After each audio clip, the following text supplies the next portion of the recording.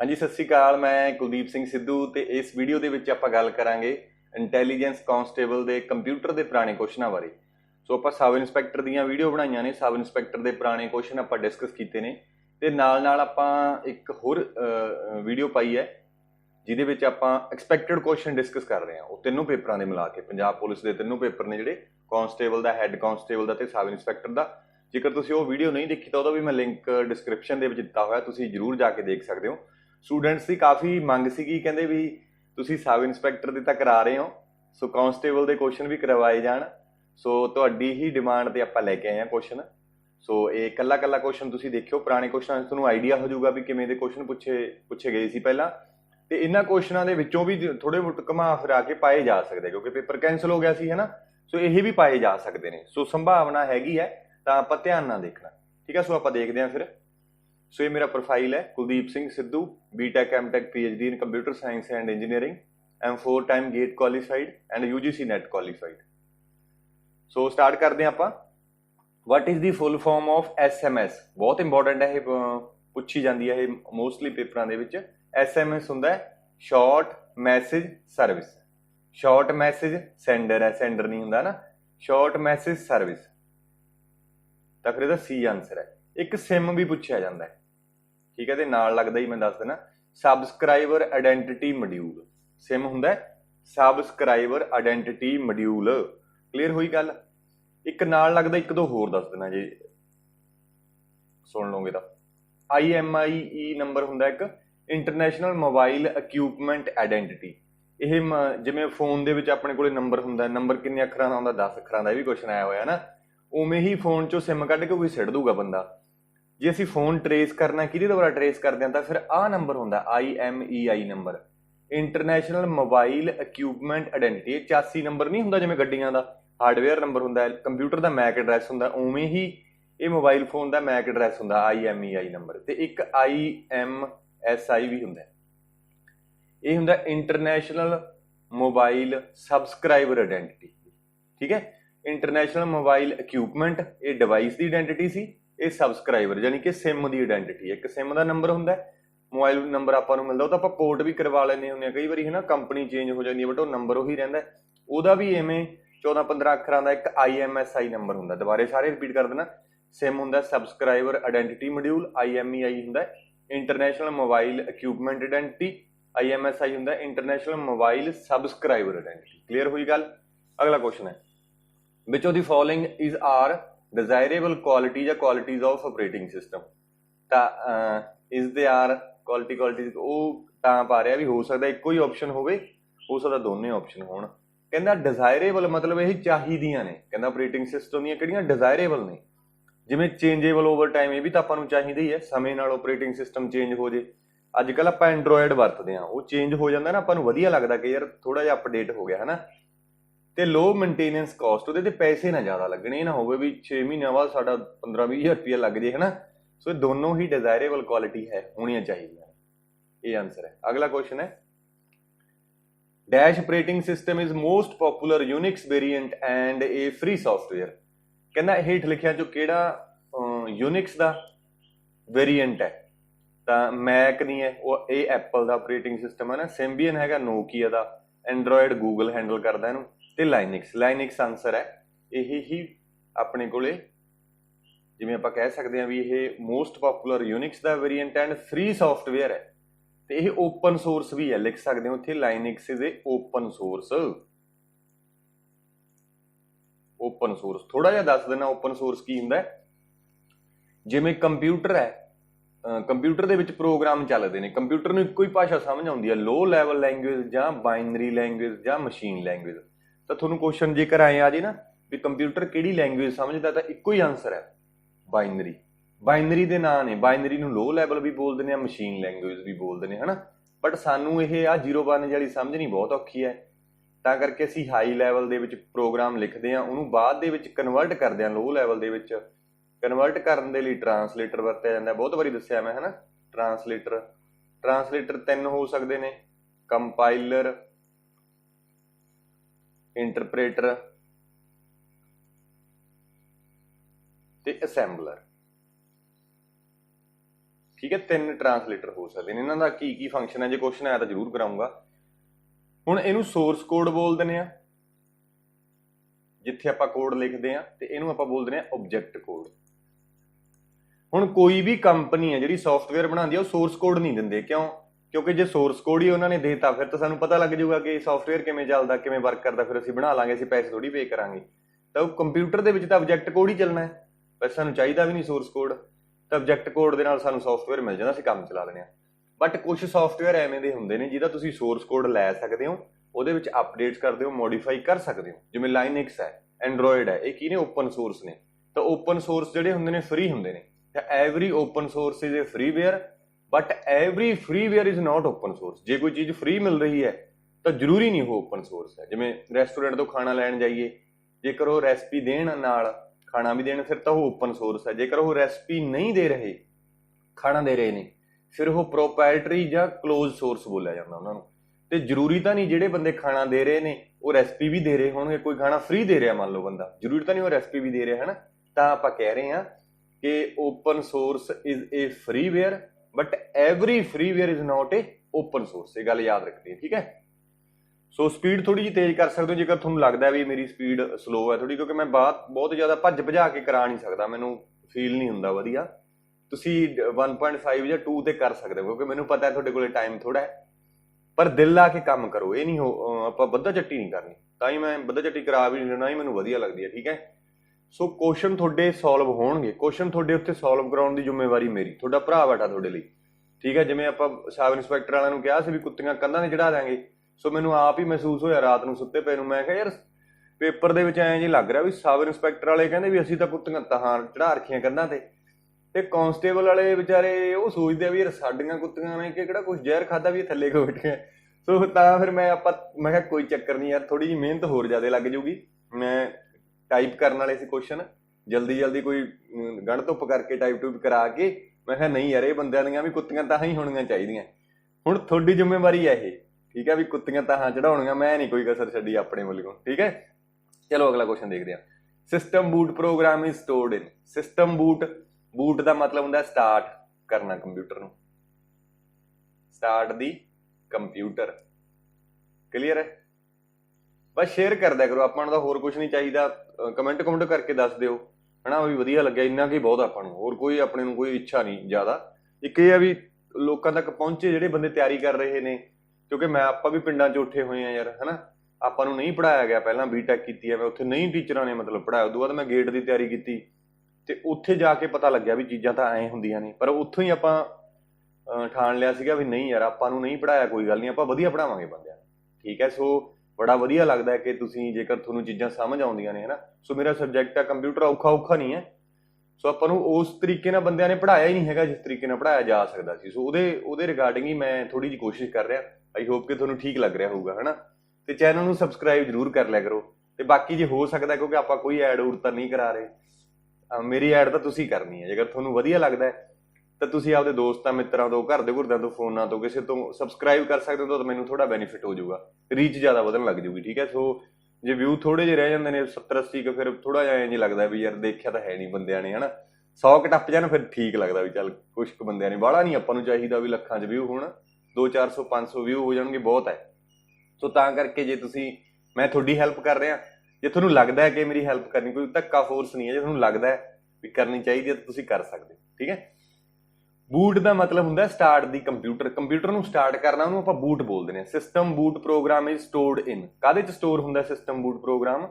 RAM 'ਚ ਨਹੀਂ, ਕੈਸ਼ੇ ਦੇ ਵਿੱਚ ਨਹੀਂ, ਫਲੋਪੀ 'ਚ ਨਹੀਂ, ਰੋਮ ਦੇ ਵਿੱਚ। ਮੈਂ ਬਹੁਤ ਵਾਰੀ ਕੁਐਸਚਨ ਕਰਾ ਚੁੱਕਿਆ, ਬਹੁਤ ਵਧੀਆ ਕੁਐਸਚਨ ਹੈ। ਮੈਂ ਦੱਸ ਦਿੰਦਾ ਬੂਟਿੰਗ ਕੀ ਹੁੰਦੀ ਹੈ। ਦਾ ਬੂਟਿੰਗ ਪ੍ਰੋਸੈਸ ਆਪਾਂ ਡਿਸਕਸ ਕਰਦੇ ਹਾਂ। ਇੱਕ ਆਪਣੇ ਕੋਲੇ ਮੈਮਰੀ ਹੁੰਦੀ ਆ ਰੋਮ, ਰੀਡ ਓਨਲੀ ਮੈਮਰੀ, ਜਿਹੜੀ ਕਿ ਨੌਨ ਵੋਲਾਟਾਈਲ ਹੁੰਦੀ ਹੈ, ਪਰਮਾਨੈਂਟ ਸਟੋਰ ਕਰਦੀ ਹੈ ਡੇਟਾ ਨੂੰ। ਨੌਨ ਵੋਲਾਟਾਈਲ ਤੇ ਇਹ ਹੁੰਦੀ ਹੈ ਰੈਮ, ਵੋਲਾਟਾਈਲ। ਵੋਲਾਟਾਈਲ ਦਾ ਮਤਲਬ ਹੁੰਦਾ ਜਦੋਂ ਅਸੀਂ ਪਾਵਰ ਬੰਦ ਕਰ ਦਿੰਦੇ ਹਾਂ, ਹਨਾ, ਕੰਪਿਊਟਰ ਬੰਦ ਕਰ ਦਿੰਦੇ ਹਾਂ ਇੱਕ ਅਚਨਚੇਤ, ਤਾਂ ਉਹਦੇ ਵਿੱਚ ਜਿੰਨਾ ਵੀ ਡੇਟਾ ਪਿਆ ਹੁੰਦਾ, ਕੰਟੈਂਟ ਪਏ ਹੁੰਦੇ ਨੇ, ਉਹ ਸਾਰੇ ਉੱਡ ਜਾਂਦੇ ਨੇ, ਇਰੇਜ਼ ਹੋ ਜਾਂਦੇ ਨੇ। ਤੇ ਨੌਨ ਵੋਲਾਟਾਈਲ 'ਚ ਨਹੀਂ ਉੱਡਦੇ। ਇਹ ਪਰਮਾਨੈਂਟ ਮੈਮਰੀ ਹੋ ਗਈ, ਟੈਂਪਰੇਰੀ ਹੋ ਗਈ। ਬੂਟ ਲੋਡਰ ਇੱਕ ਐਵੇਂ ਦਾ ਪ੍ਰੋਗਰਾਮ ਹੈ ਜਿਹੜਾ ਆਪਰੇਟਿੰਗ ਸਿਸਟਮ ਨੂੰ ਲੋਡ ਕਰਦਾ। ਦੇਖੋ ਹਾਰਡ ਡਿਸਕ ਤੇ ਪਿਆ ਆਪਰੇਟਿੰਗ ਸਿਸਟਮ, ਆ ਪਿਆ ਹਾਰਡ ਡਿਸਕ ਕਹਿ ਲਓ, ਡਿਸਕ ਸਟੋਰੇਜ ਕਹਿ ਲਓ, ਉਹਨੂੰ ਸੈਕੰਡਰੀ ਸਟੋਰੇਜ ਵੀ ਬੋਲਦੇ ਨੇ ਆਪਾਂ, ਹਨਾ। ਇੱਥੇ ਆਪਰੇਟਿੰਗ ਸਿਸਟਮ ਪਿਆ। ਹੁਣ ਇਹਨੂੰ ਜੇ ਕੰਪਿਊਟਰ ਚਲਾਉਣਾ ਤਾਂ ਆਪਰੇਟਿੰਗ ਸਿਸਟਮ ਨੂੰ ਰੈਮ ਦੇ ਵਿੱਚ ਲੋਡ ਕਰਨਾ ਪਊਗਾ, ਤੇ ਰੈਮ ਆਪਾਂ ਨੂੰ ਪਤਾ ਵੋਲਾਟਾਈਲ ਹੈ। ਜਦੋਂ ਹੀ ਅਸੀਂ ਕੰਪਿਊਟਰ ਬੰਦ ਕਰਦੇ ਹਾਂ ਤਾਂ ਰੈਮ ਦੇ ਵਿੱਚ ਆਪਰੇਟਿੰਗ ਸਿਸਟਮ ਉੱਡ ਜਾਂਦਾ, ਦੁਬਾਰੇ ਫਿਰ ਖਾਲੀ ਹੋ ਜਾਂਦੀ ਹੈ, ਵਿਹਲੀ ਹੋ ਜਾਂਦੀ ਹੈ, ਹਨਾ। ਵੋਲਾਟਾਈਲ ਮਤਲਬ ਵਿਹਲੀ ਹੋ ਜਾਣਾ। ਤੇ ਹਰ ਵਾਰੀ ਹੀ ਸਾਨੂੰ ਆਪਰੇਟਿੰਗ ਸਿਸਟਮ ਨੂੰ ਸੈਕੰਡਰੀ ਸਟੋਰੇਜ ਦੇ ਵਿੱਚੋਂ ਰੈਮ 'ਚ ਲੋਡ ਕਰਾਉਣਾ ਪਊਗਾ। ਤਾਂ ਉਹ ਲੋਡ ਕਰਾਉਣ ਲਈ ਅਸੀਂ ਇੱਕ ਬੰਦਾ ਰੱਖ ਲਿਆ ਜਿਹਨੂੰ ਅਸੀਂ ਕਹਿੰਦਾ ਬੂਟ ਲੋਡਰ। ਹੁਣ ਇਹ ਬੂਟ ਲੋਡਰ ਨੂੰ ਜੇ ਰੈਮ 'ਚ ਹੀ ਰੱਖਤਾ ਤਾਂ ਨਾਲ ਇਹ ਬੂਟ ਲੋਡਰ ਵੀ ਚੱਕ ਦੂਗਾ, ਕਿਉਂਕਿ ਉੱਡ ਜਾਣਾ ਨਹੀਂ ਤਾਂ ਫਿਰ ਰੋਮ 'ਚ ਰੱਖਦੇ ਆ ਜਿਹਦੇ 'ਚੋਂ ਡੇਟਾ ਉੱਡਦਾ ਨਹੀਂ। ਬੂਟ ਲੋਡਰ ਰੋਮ ਦੇ ਵਿੱਚ ਸਟੋਰਡ ਹੈ। ਜਦੋਂ ਕੰਪਿਊਟਰ ਤੇ ਅਸੀਂ ਪਾਵਰ ਬਟਨ ਤੇ ਪ੍ਰੈਸ ਕਰਦੇ ਆ ਉਦੋਂ ਬਾਇਓਸ ਚੱਲਦੀ ਆ, ਉਹ ਚਲੋ ਆਪਰੇਸ਼ਨ ਬਾਅਦ 'ਚ ਦੱਸੂਗਾ। ਬੂਟ ਲੋਡਰ ਕੀ ਕਰਦਾ, ਉੱਠਦਾ ਜਾ ਕੇ ਆਪਰੇਟਿੰਗ ਸਿਸਟਮ ਨੂੰ ਉਠਾ ਲਿਆਉਂਦਾ ਵੀ ਚੱਲ ਵੀ ਮਿੱਤਰਾ ਤੇਰੀ ਲੋੜ ਹੈ। ਆਪਰੇਟਿੰਗ ਸਿਸਟਮ ਨੂੰ ਉਠਾ ਕੇ ਲਿਆ ਕੇ ਇੱਥੇ ਰੱਖ ਦਿੰਦਾ ਤਾਂ ਇੱਥੋਂ ਕੰਪਿਊਟਰ ਚੱਲਣਾ ਸਟਾਰਟ ਹੋ ਜਾਂਦਾ। ਤੇ ਇਸ ਪ੍ਰੋਸੈਸ ਨੂੰ ਆਪਾਂ ਬੂਟਿੰਗ ਪ੍ਰੋਸੈਸ ਬੋਲ ਦਿੰਦੇ ਆ। ਸੋ ਆਪਾਂ ਇਹਨੂੰ ਸ਼ਬਦ ਜੇ ਦੇਣੇ ਆ, ਟੈਕਨੀਕਲ ਭਾਸ਼ਾ ਜੀ ਦੇਣੀ ਹੈ ਜਿਹਦੇ ਵਿੱਚ ਕੁਐਸਚਨ ਪੁੱਛਦਾ, ਹਨਾ। ਤਾਂ boot loader is a program that is used to start the computer. ਇਹ ਕਿੱਥੇ ਸਟੋਰ ਹੁੰਦਾ, ਰੋਮ ਦੇ ਵਿੱਚ ਸਟੋਰ ਹੁੰਦਾ। 2 ਕੁਐਸਚਨ। ਤੀਜਾ question, boot loader is a program that loads the operating system from secondary storage ਜਾਂ ਹਾਰਡ ਡਿਸਕ ਟੂ ਰੈਮ। ਇਹਨੂੰ physical memory ਵੀ ਬੋਲਦੇ ਆ ਜਾਂ ਇਸ ਨੂੰ ਪ੍ਰਾਇਮਰੀ ਮੈਮਰੀ ਵੀ ਬੋਲਦੇ ਆ, ਠੀਕ ਹੈ। ਬੂਟ ਲੋਡਰ ਇੱਕ ਐਵੇਂ ਦਾ ਪ੍ਰੋਗਰਾਮ ਹੈ ਜਿਹੜਾ ਆਪਰੇਟਿੰਗ ਸਿਸਟਮ ਨੂੰ ਸੈਕੰਡਰੀ ਸਟੋਰੇਜ ਤੋਂ ਪ੍ਰਾਇਮਰੀ ਸਟੋਰੇਜ ਦੇ ਵਿੱਚ ਲੋਡ ਕਰਾਉਂਦਾ ਹੈ, ਜਾਂ ਰੈਮ 'ਚ ਲੋਡ ਕਰਾਉਂਦਾ, ਜਾਂ ਫਿਜ਼ੀਕਲ ਦੇ ਵਿੱਚ। ਬਸ ਇੰਨੀ ਕੀ ਗੱਲਬਾਤ ਸੀ, ਠੀਕ ਹੈ। ਸੋ ਉਸ ਤੋਂ ਪਹਿਲਾਂ ਵੀ ਦੱਸ ਦੇਣਾ, ਇੱਕ ਬੂਟਿੰਗ ਤੋਂ ਪਹਿਲਾਂ ਕੀ ਕੰਮ ਹੁੰਦਾ। ਪਾਵਰ ਔਨ ਕੰਪਿਊਟਰ, ਜਦੋਂ ਅਸੀਂ ਪਾਵਰ ਬਟਨ ਤੇ ਪ੍ਰੈਸ ਕਰਦੇ ਹਾਂ ਤਾਂ ਸਭ ਤੋਂ ਪਹਿਲਾਂ ਬਾਇਓਸ ਪਰਫਾਰਮ ਕਰਦੀ ਹੈ ਪੋਸਟ। ਬਾਇਓਸ ਕੀ ਹੁੰਦਾ, ਬੇਸਿਕ ਇਨਪੁਟ ਆਊਟਪੁੱਟ ਸਿਸਟਮ। ਇਹ ਵੀ ਯਾਦ ਰੱਖਣਾ ਬਈ, ਪੁੱਛਿਆ ਜਾ ਸਕਦਾ ਐਬਰੀਵੇਸ਼ਨ। ਪੋਸਟ ਹੁੰਦਾ ਪਾਵਰ ਔਨ ਸੈਲਫ ਟੈਸਟ।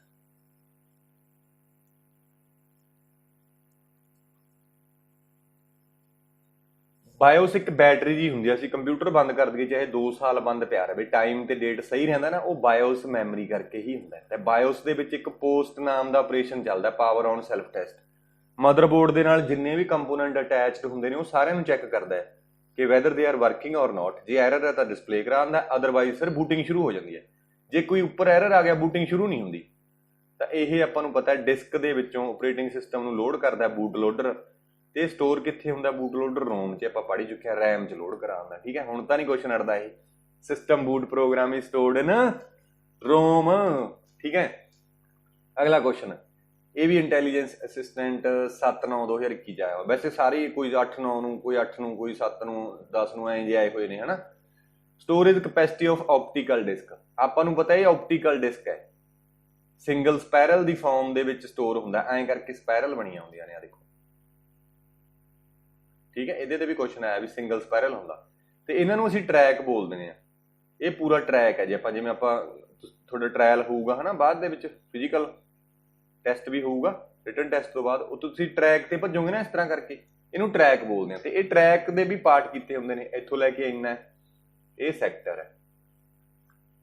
ਤਾਂ ਇਹਦੇ ਵਿੱਚ ਆਪਾਂ ਕੈਪੈਸਿਟੀ ਦੱਸਣੀ ਹੈ ਕਿੰਨੀ ਹੈ। ਦੇਖੋ ਕੁਐਸਚਨ ਕੀ ਪੁੱਛ ਰਿਹਾ, storage capacity of optical disc. CD DVD ਹੁੰਦੇ ਆ ਆਪਟੀਕਲ ਡਿਸਕ, CD ਜਾਂ CD DVD ਤੇ ਬਲੂ-ਰੇ, ਇਹ ਆਪਟੀਕਲ ਡਰਾਈਵ ਹੁੰਦੀਆਂ ਨੇ। ਤਾਂ ਹੁਣ ਇਹਦੇ ਵਿੱਚ ਕੈਪੈਸਿਟੀ ਪੁੱਛ ਰਿਹਾ। ਜੇ ਮੰਨ ਲਓ ਆਪਾਂ ਘਰਾਂ ਦੀ ਗੱਲ ਕਰ ਲਈਏ, ਇੱਕ ਟਰੈਕ ਦੇ ਵਿੱਚ 5 ਘਰ ਨੇ। 1 ਟਰੈਕ, ਮੰਨ ਲਓ ਕਿਸੇ ਨੇ ਘਰ ਪਾਲੇ, ਗੋਲ ਘੇਰਾ ਬਣਾ ਕੇ ਘਰ ਪਾਲੇ। ਇੱਕ ਟਰੈਕ ਦੇ ਵਿੱਚ 5 ਹਾਊਸ ਨੇ, ਠੀਕ ਹੈ।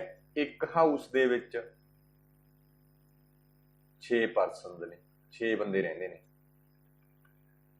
ਤੇ ਜੇ ਆਪਾਂ ਗੱਲ ਕਰੀਏ ਤਾਂ ਟੋਟਲ ਟਰੈਕ ਕਿੰਨੇ ਨੇ, ਟੋਟਲ 10 ਟਰੈਕਸ ਨੇ। ਮੈਂ ਤੁਹਾਨੂੰ ਕਿਹਾ ਵੀ ਯਾਰ ਮੈਨੂੰ ਐਂ ਦੱਸੋ ਵੀ ਟੋਟਲ ਕਿੰਨੇ ਬੰਦੇ ਰਹਿੰਦੇ ਨੇ ਗੋਲ ਚੱਕਰ ਜਿਹਦੇ ਵਿੱਚ। ਇੱਥੇ 10 ਟਰੈਕ ਬਣੇ ਹੋਏ ਨੇ, ਸਪੋਜ਼ ਕਰਕੇ ਚੱਲ ਰਹੇ ਆ, ਐਵੇਂ ਦਾ ਨਹੀਂ ਹੁੰਦਾ। 10 ਟਰੈਕ ਬਣੇ ਹੋਏ ਨੇ, ਹਰੇਕ ਟਰੈਕ ਦੇ ਵਿੱਚ 5 ਘਰ ਨੇ ਤੇ ਇੱਕ ਘਰ ਦੇ ਵਿੱਚ 6 ਬੰਦੇ ਨੇ। ਮੈਨੂੰ ਇਹ ਦੱਸੋ ਵੀ ਟੋਟਲ ਸਾਰੇ 10 ਦੇ 10 ਟਰੈਕ ਤੇ ਕਿੰਨੇ ਬੰਦੇ ਨੇ। ਬੜਾ ਸੌਖਾ ਨਾ, ਪਹਿਲਾਂ ਆਪਾਂ ਇਹ ਕੱਢ ਲਾਂਗੇ।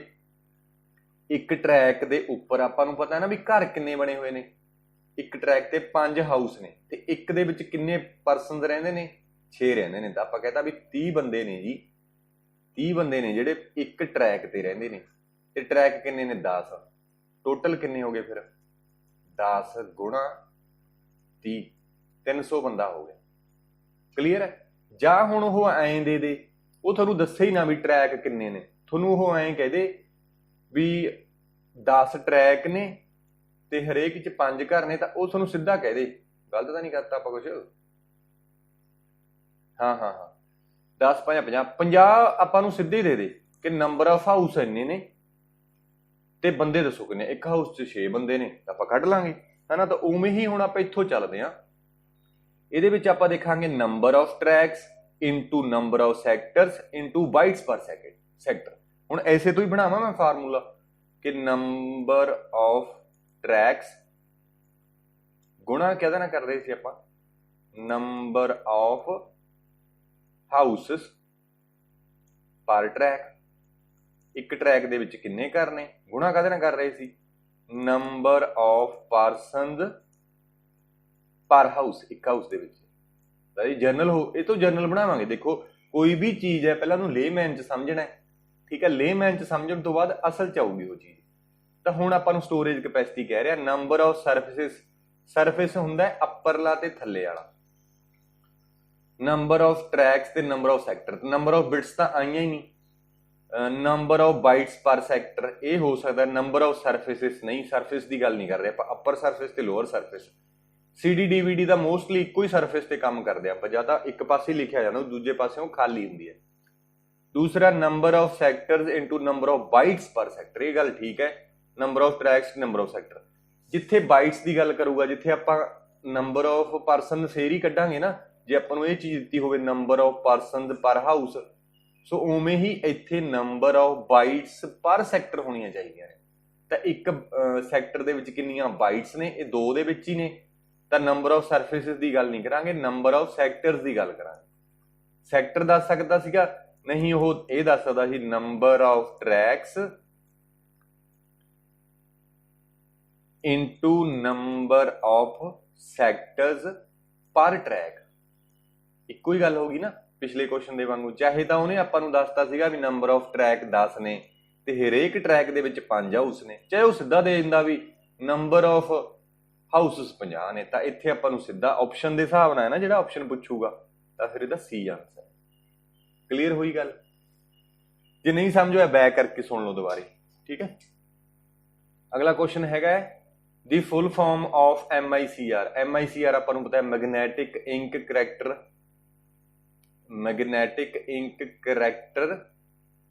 ਰੀਡਰ ਜਾਂ ਮੈਗਨੈਟਿਕ ਇੰਕ ਕਰੈਕਟਰ ਰਿਕੋਗਨੀਸ਼ਨ। ਤਾਂ ਮੈਗਨੈਟਿਕ ਇੰਕ ਕਰੈਕਟਰ ਰਿਕੋਗਨੀਸ਼ਨ, ਵੈਸੇ ਤਾਂ ਰੀਡਰ ਵੀ ਹੁੰਦਾ, ਉਹਨੇ ਪਤਾ ਨਹੀਂ ਕਿਉਂ ਗਲਤ ਦਿੱਤਾ ਹੋਇਆ। ਦੋਨੋਂ ਚੀਜ਼ਾਂ ਹੀ ਹੁੰਦੀਆਂ ਨੇ। ਮੈਗਨੈਟਿਕ ਇੰਕ ਕਰੈਕਟਰ, ਇਹ ਜੇਲ ਵਾਰਡਨ ਦਾ ਕੁਐਸਚਨ ਹੈ, ਹੋ ਸਕਦਾ ਟਾਈਪਿੰਗ ਮਿਸਟੇਕ ਹੋਵੇ, ਮੈਂ ਚੈੱਕ ਕਰ ਲੂੰਗਾ ਇੱਥੋਂ, ਹੈ ਨਾ। ਮੈਨੂੰ ਲੱਗਦਾ ਹੈ ਵੀ ਕਿਉਂਕਿ ਦੋਨੋਂ ਚੀਜ਼ਾਂ ਹੁੰਦੀਆਂ ਨੇ। ਮੈਗਨੈਟਿਕ ਇੰਕ ਕਰੈਕਟਰ ਰੀਡਰ ਵੀ ਬੋਲਦੇ ਨੇ, ਰਿਕੋਗਨੀਸ਼ਨ ਵੀ ਬੋਲਦੇ ਨੇ, ਰਿਕੋਗਨਾਈਜ਼ਰ ਵੀ ਬੋਲਦੇ ਨੇ, ਠੀਕ ਹੈ। ਅਗਲਾ ਕੁਐਸਚਨ ਹੈ ਇਨ HTTP what does P stands for। P ਤਾਂ ਆਪਾਂ ਨੂੰ ਪਤਾ ਹੀ ਹੈ, ਬੜਾ ਸੌਖਾ ਨਾ, ਪ੍ਰੋਟੋਕਾਲ ਹੁੰਦਾ P ਦਾ ਮਤਲਬ। B ਆਨਸਰ ਹੈ।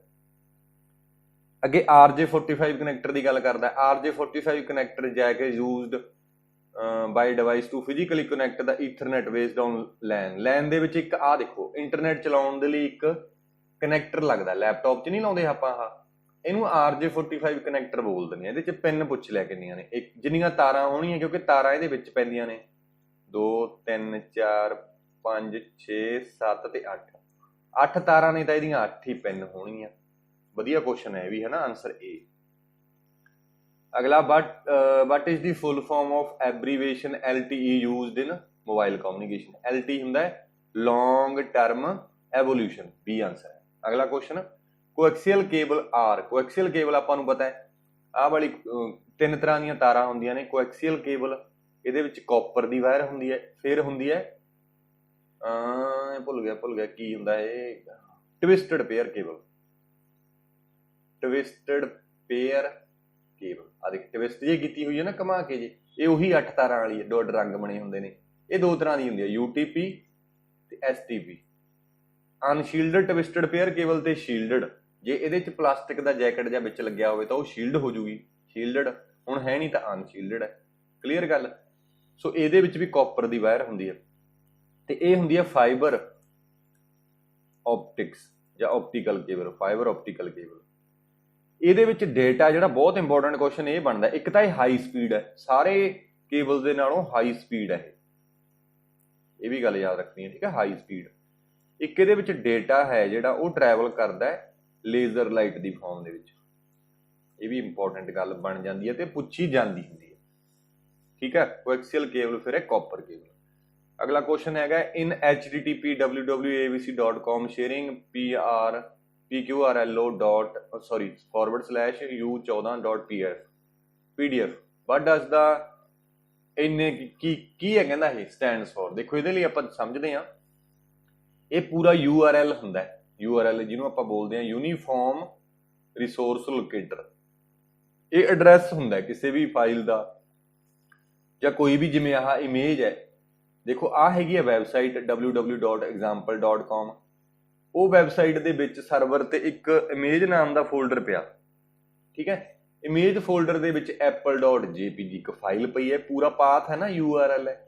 ਸੋ ਇਹਦੇ ਵਿੱਚੋਂ ਪਹਿਲਾਂ ਹੁੰਦਾ HTTPS ਹੁੰਦਾ protocol, hyper text transfer protocol secure, S ਦਾ ਮਤਲਬ ਸਿਕਿਉਰ ਹੁੰਦਾ। ਤੇ ਇਹ ਹੈਗਾ ਡੋਮੇਨ ਨੇਮ www.example.com ਡੋਮੇਨ ਨੇਮ ਬੋਲ ਦਿੰਦੇ ਆ। ਇਹ ਡਾਇਰੈਕਟਰੀ ਹੈ ਜਾਂ ਫੋਲਡਰ ਬੋਲਦੇ ਆ ਆਪਾਂ ਨਾ, ਇਹ ਫਾਈਲ ਦਾ ਪਾਥ ਹੈ।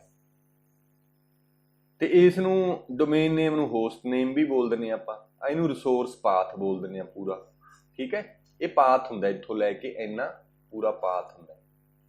ਤਾਂ ਇਹੀ ਆਪਾਂ ਨੂੰ ਪੁੱਛ ਰਿਹਾ, ਆਹ ਚੀਜ਼ ਪੁੱਛ ਰਿਹਾ ਨਾ ਵੀ ਆਹ ਕੀ ਹੈ, ਕੀ ਇਹ ਪ੍ਰੋਟੋਕਾਲ ਹੈ? ਨਹੀਂ, ਡੋਮੇਨ ਨੇਮ ਨਹੀਂ, ਆਹ ਪ੍ਰੋਟੋਕਾਲ ਹੈ, ਆਹ ਵਾਲਾ ਡੋਮੇਨ ਨੇਮ ਹੈ, ਤੇ ਡਾਇਰੈਕਟਰੀ ਸ਼ੇਅਰਿੰਗ ਵਾਲੀ ਡਾਇਰੈਕਟਰੀ ਹੈ, ਇਹ ਫਿਰ ਕੀ ਹੈ? ਫਾਈਲ ਨੇਮ ਹੈ। ਆਨਸਰ ਕੀ ਹੋ ਗਿਆ? ਬੀ ਆਨਸਰ ਹੋ ਗਿਆ, ਠੀਕ ਹੈ। ਫੁੱਲ ਫਾਰਮ ਆਫ GPS, GPS ਹੁੰਦਾ ਗਲੋਬਲ ਪੋਜੀਸ਼ਨਿੰਗ, ਇੱਥੇ ਅੱਧਾ ਕੱਟਿਆ ਹੋਇਆ, ਗਲੋਬਲ ਪੋਜੀਸ਼ਨਿੰਗ ਸਿਸਟਮ ਆਉਣਾ ਸੀ। GPS ਗੂਗਲ ਪੋਜੀਸ਼ਨਿੰਗ ਸਿਸਟਮ ਨਹੀਂ ਹੁੰਦਾ, ਇਹ ਗਲੋਬਲ ਪੋਜੀਸ਼ਨਿੰਗ ਸਿਸਟਮ ਹੁੰਦਾ। ਤੇ ਇਹਦੇ ਨਾਲ ਲੱਗਦੀ ਇੱਕ ਹੁੰਦੀ ਹੈ GIS, ਜੀਓਗ੍ਰਾਫਿਕ ਇਨਫੋਰਮੇਸ਼ਨ ਸਿਸਟਮ। ਦੇਖੋ ਧਿਆਨ ਨਾਲ ਦੇਖੋ, ਇੱਕ GPS ਹੁੰਦਾ, ਇੱਕ GIS ਹੁੰਦਾ। GPS ਦੁਆਰਾ ਤਾਂ ਅਸੀਂ ਲੋਕੇਸ਼ਨ ਟਰੈਕ ਕਰ ਸਕਦੇ ਹਾਂ, ਬਟ ਉਹ ਡੇਟਾ ਮੈਪ ਵਗੈਰਾ ਕਿੱਥੇ ਸਟੋਰ ਪਏ ਹੁੰਦੇ ਨੇ, ਉਹ GIS ਦੇ ਵਿੱਚ ਸਟੋਰ ਹੁੰਦੇ ਨੇ। ਇਹ ਸਟੋਰ ਕਰਦਾ ਹੈ, ਇਹ ਟਰੇਸ ਕਰਦਾ information, geographic information system. Clear ਹੋਈ ਗੱਲ। ਅਗਲਾ,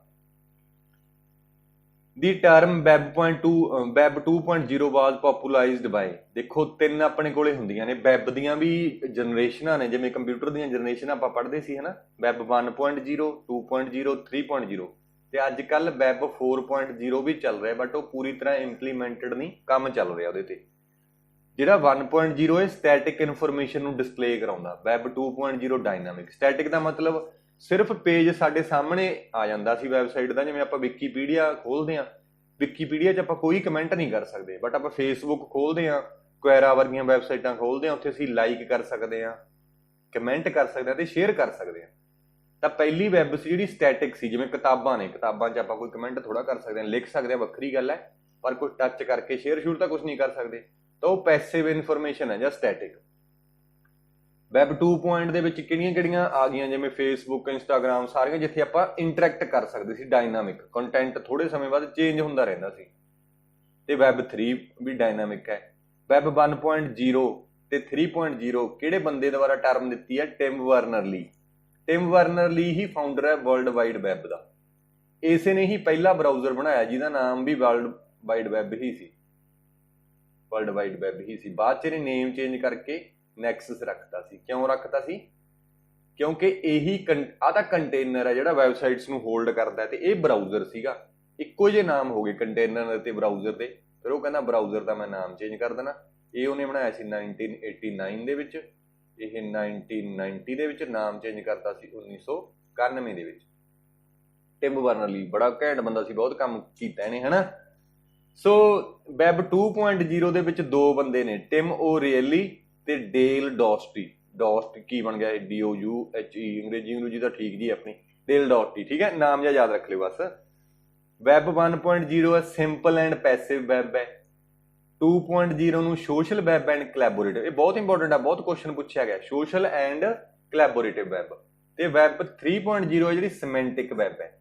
ਪਹਿਲੀਆਂ ਦੋ ਵੈਬ ਦੇ ਵਿੱਚ ਜੇਕਰ ਸਰਚ ਹੁੰਦੀ ਸੀ ਤਾਂ ਉਹ ਕੀਵਰਡ ਬੇਸਿਸ ਤੇ ਸਰਚ ਹੁੰਦੀ ਸੀ। ਕੀਵਰਡ ਨਹੀਂ ਆਪਾਂ ਹੁੰਦੇ, ਕੀਵਰਡ। ਜਿਵੇਂ ਤੁਸੀਂ ਸਰਚ ਮਾਰਦੇ ਹੋ Punjab sub inspector previous year question, ਉਹਦੇ 'ਚ ਪੰਜਾਬ ਸਬ ਇੰਸਪੈਕਟਰ ਇੱਕ ਕੀਵਰਡ ਹੈ, ਜਿੱਥੇ ਜਿੱਥੇ ਉਹ ਮੈਚ ਕਰ ਗਿਆ ਉਹ ਵਾਲਾ ਡੇਟਾ ਉਹਨੇ ਕੱਢਣਾ।